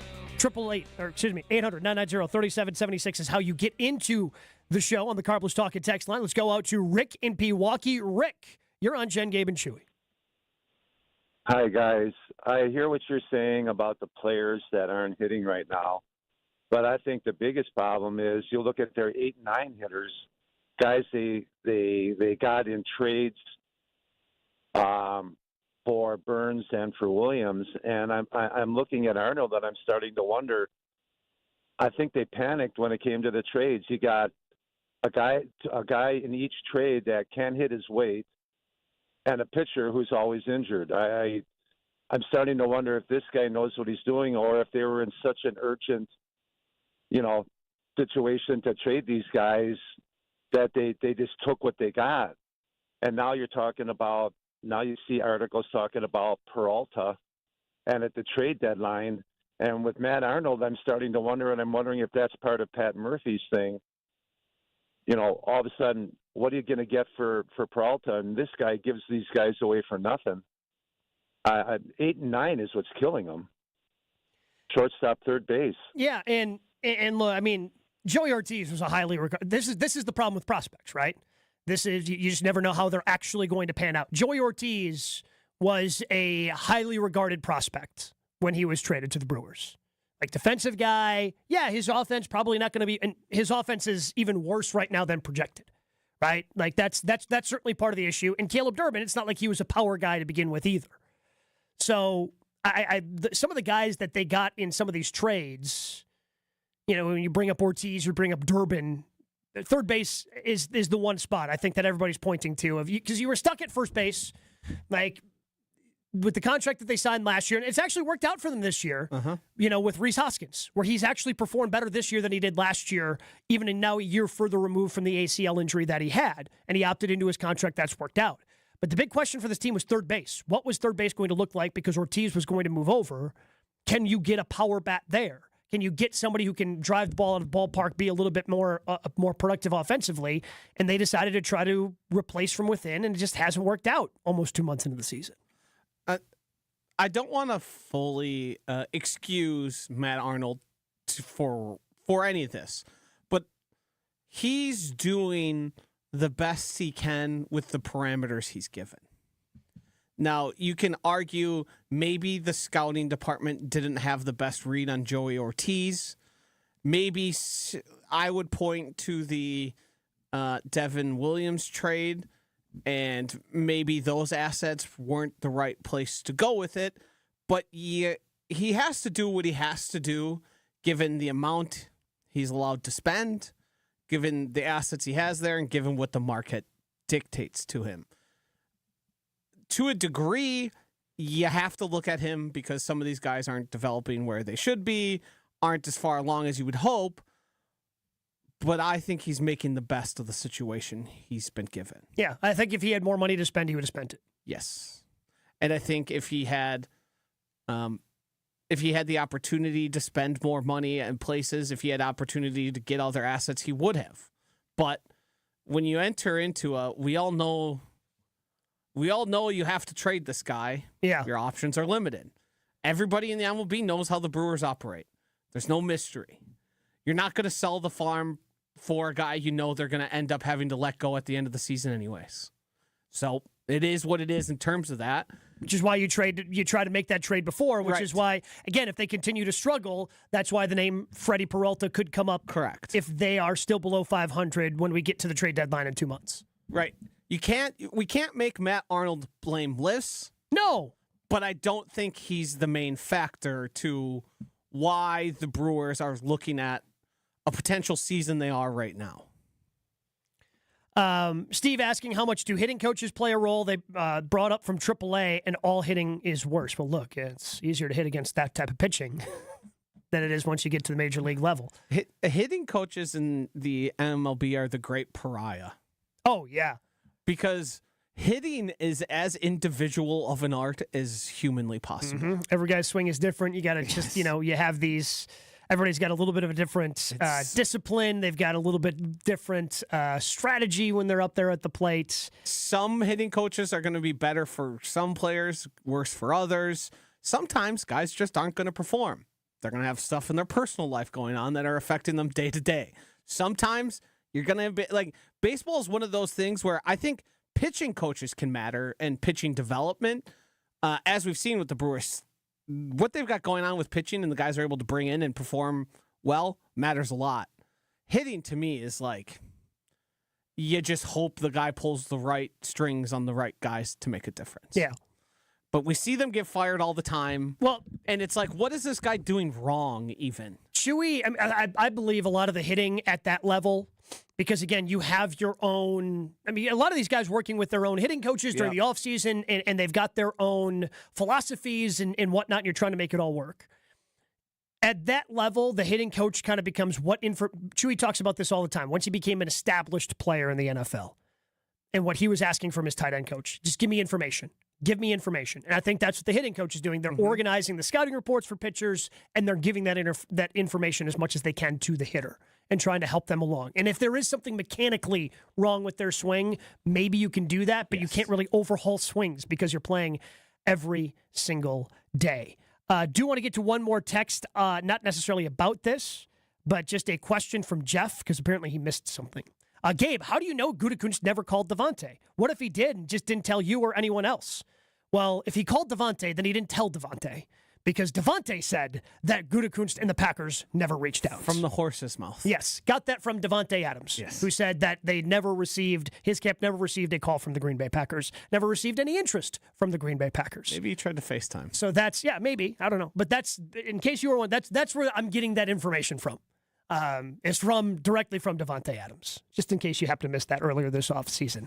We do want to get back to the NFL because there was a huge contract that was a Friday news dump. We dive into that coming up next, but I do want to tell you that there is no better time to upgrade your windows or doors than right now. I'm going to tell you about our friends at Pella Windows and Doors of Wisconsin, and they were just at my house last week. I got my free in-home consultation, and we were going through front door options, and I didn't realize I don't need to have that storm door. We're getting rid of the storm door on the front. Doors now don't need it up there. So we're going to it's going to look really clean in the front of the house. Can't wait for it to come. And it's easy to make that decision right now because Pella's offering up to 6 years of 0% financing. They listen to your vision, suggest Pella materials and customizations to make it a reality. The customizations, the number of colors we had to choose from, it was fantastic. Trying to pick out what that perfect front door is going to look like on our house. Get 0% financing for up to 6 years. Certain restrictions apply. Deal ends May 31st, 2025. So go today. Visit PellaWI.com. Jen, Gabe, and Chewy are back after this on 94.5 ESPN. An accident on northbound 94, just north of the airport spur. Looks like we got the left lane blocked with this, so delays stretching back past Rawson. Northbound 43 still going to be a bit heavy from Fond du Lac Avenue up to Keefe. Southbound slowing down just before Capitol Drive all the way down past Locust. We got northbound 41 heavy from before Mayfair Road all the way up to Silver Spring. Southbound slowing from Appleton Avenue down past Capitol Drive. Traffic is brought to you by the Bud Pavilion's free concert series, Wednesday Night Live. It's back. Gates open at 6. Live music starts at 7 with the Glam Band at State Fair Park. Summer fun starts this Wednesday at the Bud Pavilion. And checking the TMJ4 Storm Team forecast.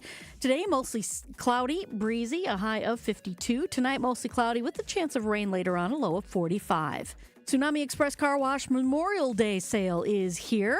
Get your first month of unlimited washes for just $10.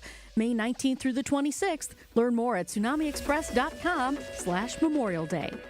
From the WTMJ Traffic Center, I'm Debbie Lazaga on 94.5 ESPN. Bandana? Check. Boots? Check. Gloves? Check. As a motorcycle rider in Wisconsin, you may go to great lengths to protect your image. Just be sure you're protecting yourself, too.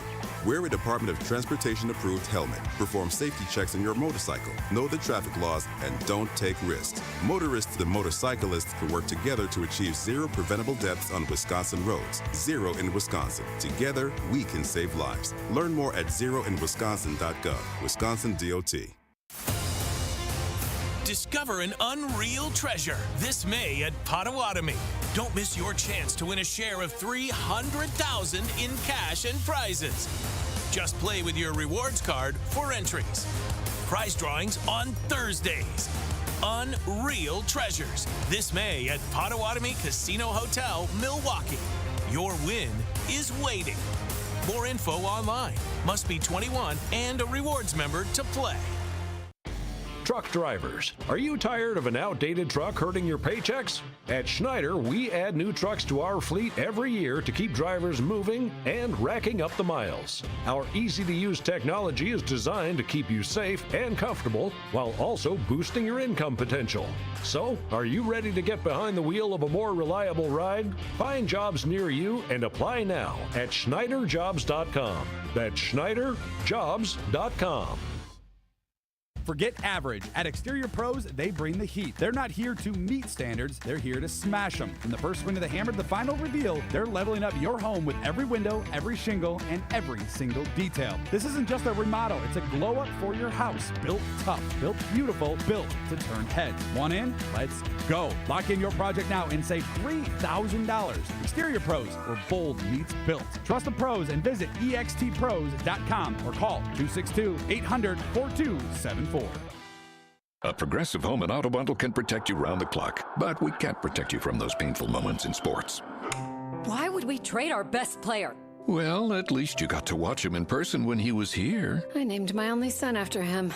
So you'll always remember his name. Yeah, but what do I do with this jersey? Luckily, the company has a great return policy. I wore it for 6 seasons. Well, at least your home and auto are protected with a bundle from Progressive. Progressive Casualty Insurance Company affiliates and other insurers. Not available in all states or situations. It's time to make your yard the best on the block with Memorial Day savings at the Home Depot. Start by keeping the weeds at bay with Earthgrow Mulch, now 4 for $10. Then keep your garden thriving with Miracle Grow Garden Soil, now on special buy, 4 for $10. Give your neighbors yard envy all summer long with Memorial Day savings going on now at the Home Depot. You're listening to Jen, Gabe, and Chewy. I mean, this world is geared towards women. Like, what do we I get? am stepping away from this. Goodbye. Like, what do we get? They get a comb that dries your hair. We get a stupid razor. Hey, I mean, I what's mean- the coolest thing we get?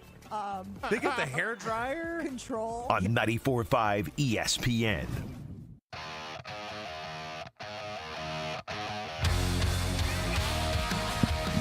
I couldn't help myself on Friday, Joshy. I was driving around listening to KBN when the news of Brock Purdy's contract broke.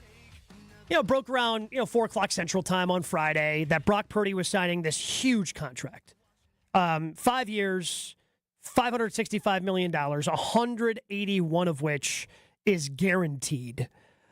So he goes from a contract that paid him $3.4 million over 4 years to, well, now he is the 7th highest quarterback in the NFL. And they were acting like Brock Purdy was some saint for taking less than what Jordan Love took by $2 million, even though it's got more guaranteed money.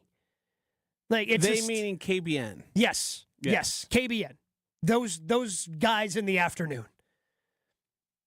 And I understand that the way that these things typically had worked is, okay, it's your turn, you're going to become the highest paid.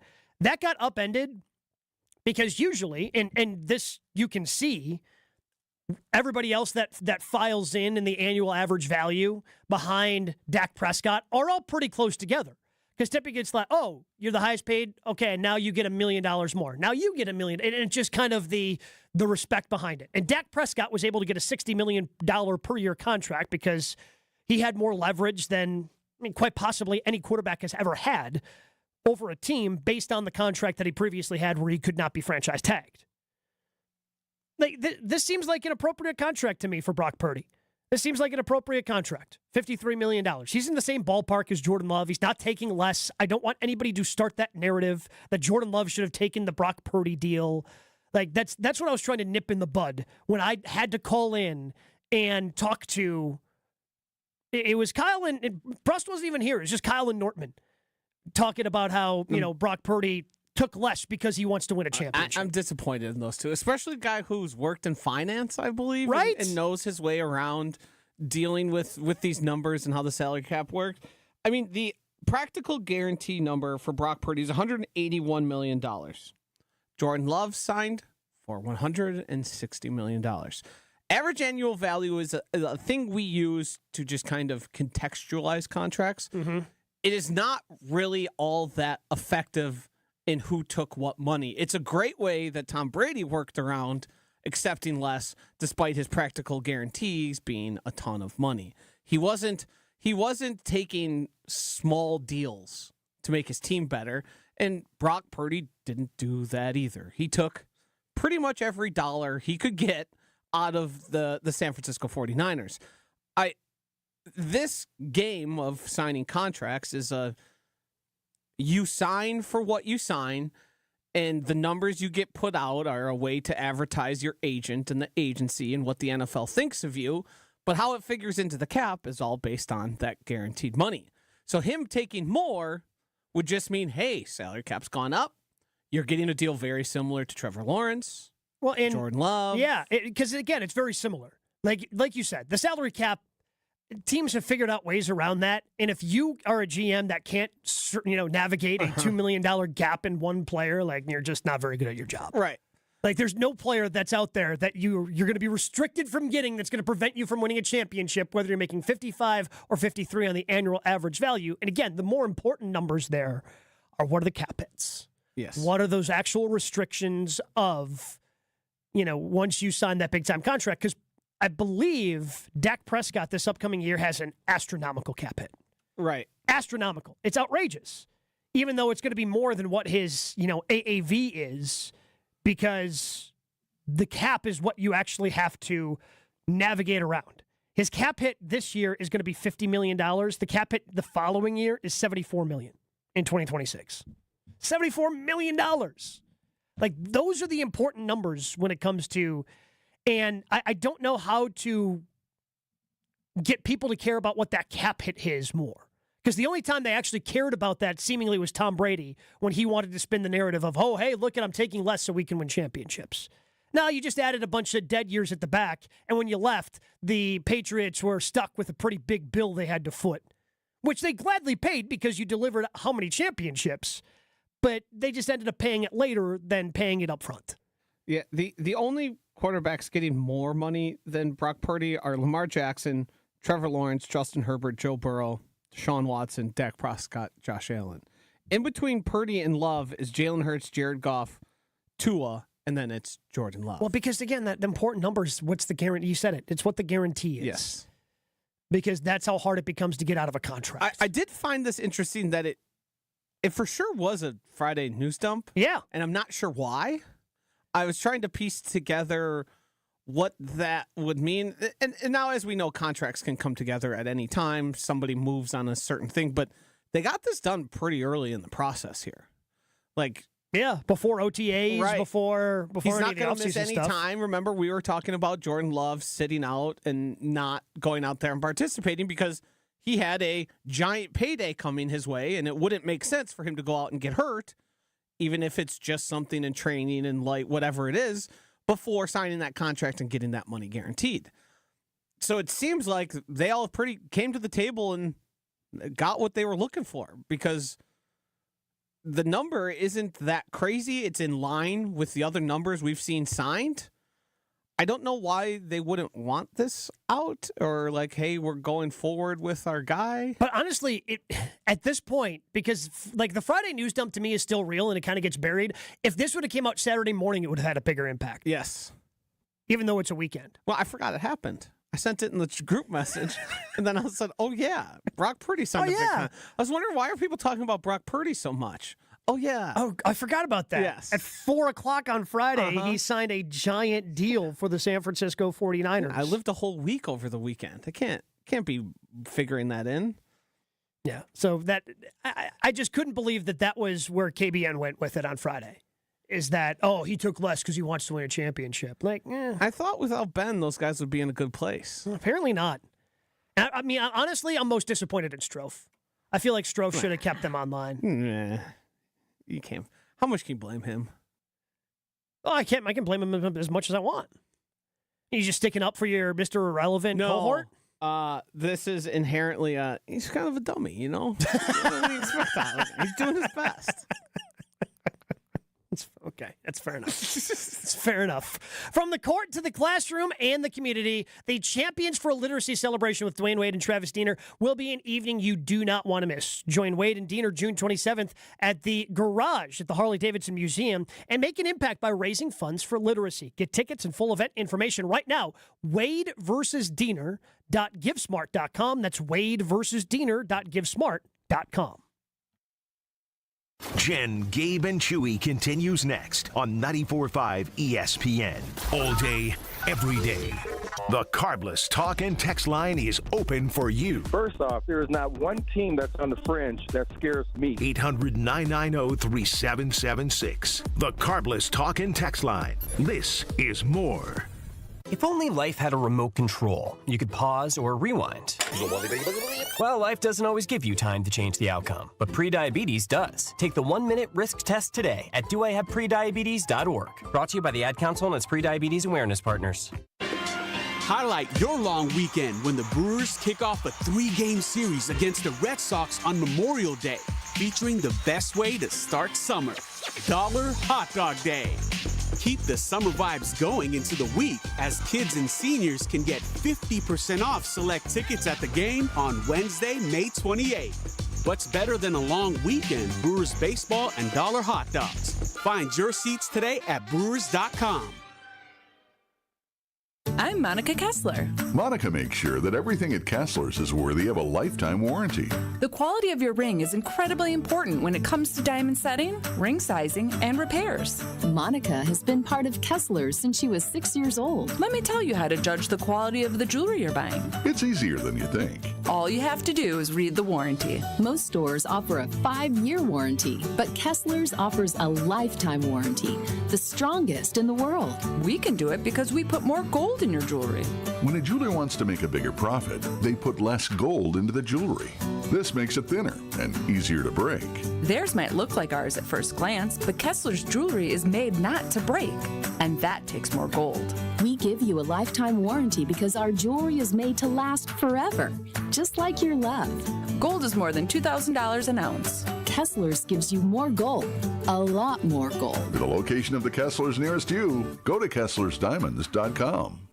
Thinking about buying or building a new home? Start with a mortgage pre-approval from Great Midwest Bank and experience a state of tranquility. At Great Midwest Bank, we offer fast approvals and flexible options with experienced loan officers who understand the local market because they live here too. Whether you're breaking ground for new construction or buying that dream home just around the corner, we'll guide you every step of the way.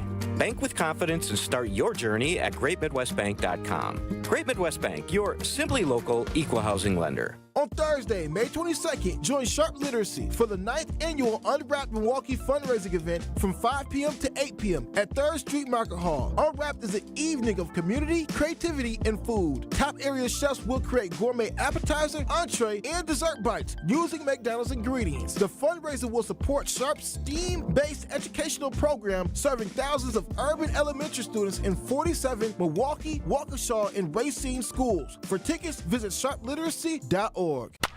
It's a home run! But wait, is your roof ready for the big league storms? If your roof has more holes than a catcher's mitt, it's time to bring in the pros. At Avondale Roofing, we've been handling leaks, repairs, and full replacements with major league precision for over 30 years. And as a GAF Master Elite certified contractor, we bring top-tier quality and proven performance to every job. Whether it's a quick patch-up or full upgrade, our team steps up to the plate and knocks it out of the park every time. You're out! Don't wait till water's in your dugout. Call Avondale Roofing today and keep your home in the win column. Dr. Aaron Holtebeck and his team at Holtebeck Eye Center make vision care a top priority. They are your premium provider for eye care and corrective eye surgeries. Dr. Holtebeck has been helping local patients with their eye care needs for over 20 years. Dr. Nausheen Abbas joined the Holtebeck Eye Center team last September, and her practice philosophy is to provide patient-centered medicine by giving all options. Located in Brookfield near the corner of Calhoun and Capitol. Learn more about their services at holtebeck.com. It's Jen, Gabe, and Chewy. My father would always say, and there's a rhyme and a reason to it. He said, if you wear your rubbers in the house, you'll go blind. Do the two youngsters on the show here even know what rubbers are? I'm talking the ones that go over the shoes. On 94.5 ESPN. Joshy, I'm not sure how much you're paying attention to NBA, NHL postseasons. I mean, we obviously don't talk a lot of hockey on this show, but the NBA, obviously with the Bucks, but since the Bucks are out, do you just not care? Do you not watch? On a day like yesterday, where it's like, hey, a couple of Game 7s? Yeah, why not? I'll tune in. A couple of Game 7 blowouts. Yeah, it definitely doesn't dictate. It doesn't dictate my life until the conference finals in both rounds, sports. Well, so we're there. And does this bother you? The records of the Final Four in the NBA, during the regular season. OKC had the first, so they had the best record in the NBA. New York 5th, Indiana 8th, Minnesota 10th. And over in the NHL, Dallas had the 5th best record in the regular season, Edmonton 9th, Carolina 10th, Florida 11th. Does it bother me? No. Okay. Is that something that bothers you, that seemingly regular season success basically means nothing in these postseasons? No, because I mean, hockey is its own beast. Yeah. And things regularly happen in hockey where it kind of is confounding, confusing. It's not uncommon for the bell-to-bell best team to bow out in the first or second round. The NBA is interesting, too, because a lot of what we've seen has been dictated in some form or fashion by injuries. You can point to, obviously, the Bucks as one of that. The Celtics seemed to be on their way out, but that wasn't a guarantee that they were going to lose that. Yeah, I mean, if Tatum's healthy, I think a lot of people are still giving him a chance to come back from 3-1. Yeah, that being said, they still dug themselves a 3-1 hole. And here's one thing I've never understood about fans is, why do they care about the market and what the league would like most in terms of viewership? So aren't this you is just there to be entertained and watch good? I feel like this is only a conversation that really happens in NBA circles. It does, and a little bit in the MLB. It sneaks through, especially when we saw the Texas Rangers. Yeah, and then the was it the Diamondbacks that were in? Yeah, it was the Rangers Diamondbacks. That conversation came up because I think a lot of it was like, Yankees, those big markets, big time players type thing. And the Stars conversation is usually how it gets run through in the MLB. But to me, it's competition. It's the sport is sport. The stakes are what make it to me. Yeah. Not, I got to watch Aaron Judge And there are stars up and down in the NBA, right? Like you've got the guy who's probably going to win the MVP against another guy. So it seems like the regular season is mattering less and less in those sports, which is a problem for the regular season, like viewership numbers. And let's be honest, though, the NBA season could use a shortening. Yeah, but guess what's never going to happen? Right. Like once you're there, you're never going to take that step back. You're not going to give that money back. It's just, again, I was just curious to see if you were somebody who necessarily cared about the regular season, not necessarily. I like high stakes sports being played. Doesn't matter who they are. Doesn't really matter. All right, I like that. We'll see if there's anything high stakes coming up with Willie and Tausch. That's next, 94.5 ESPN.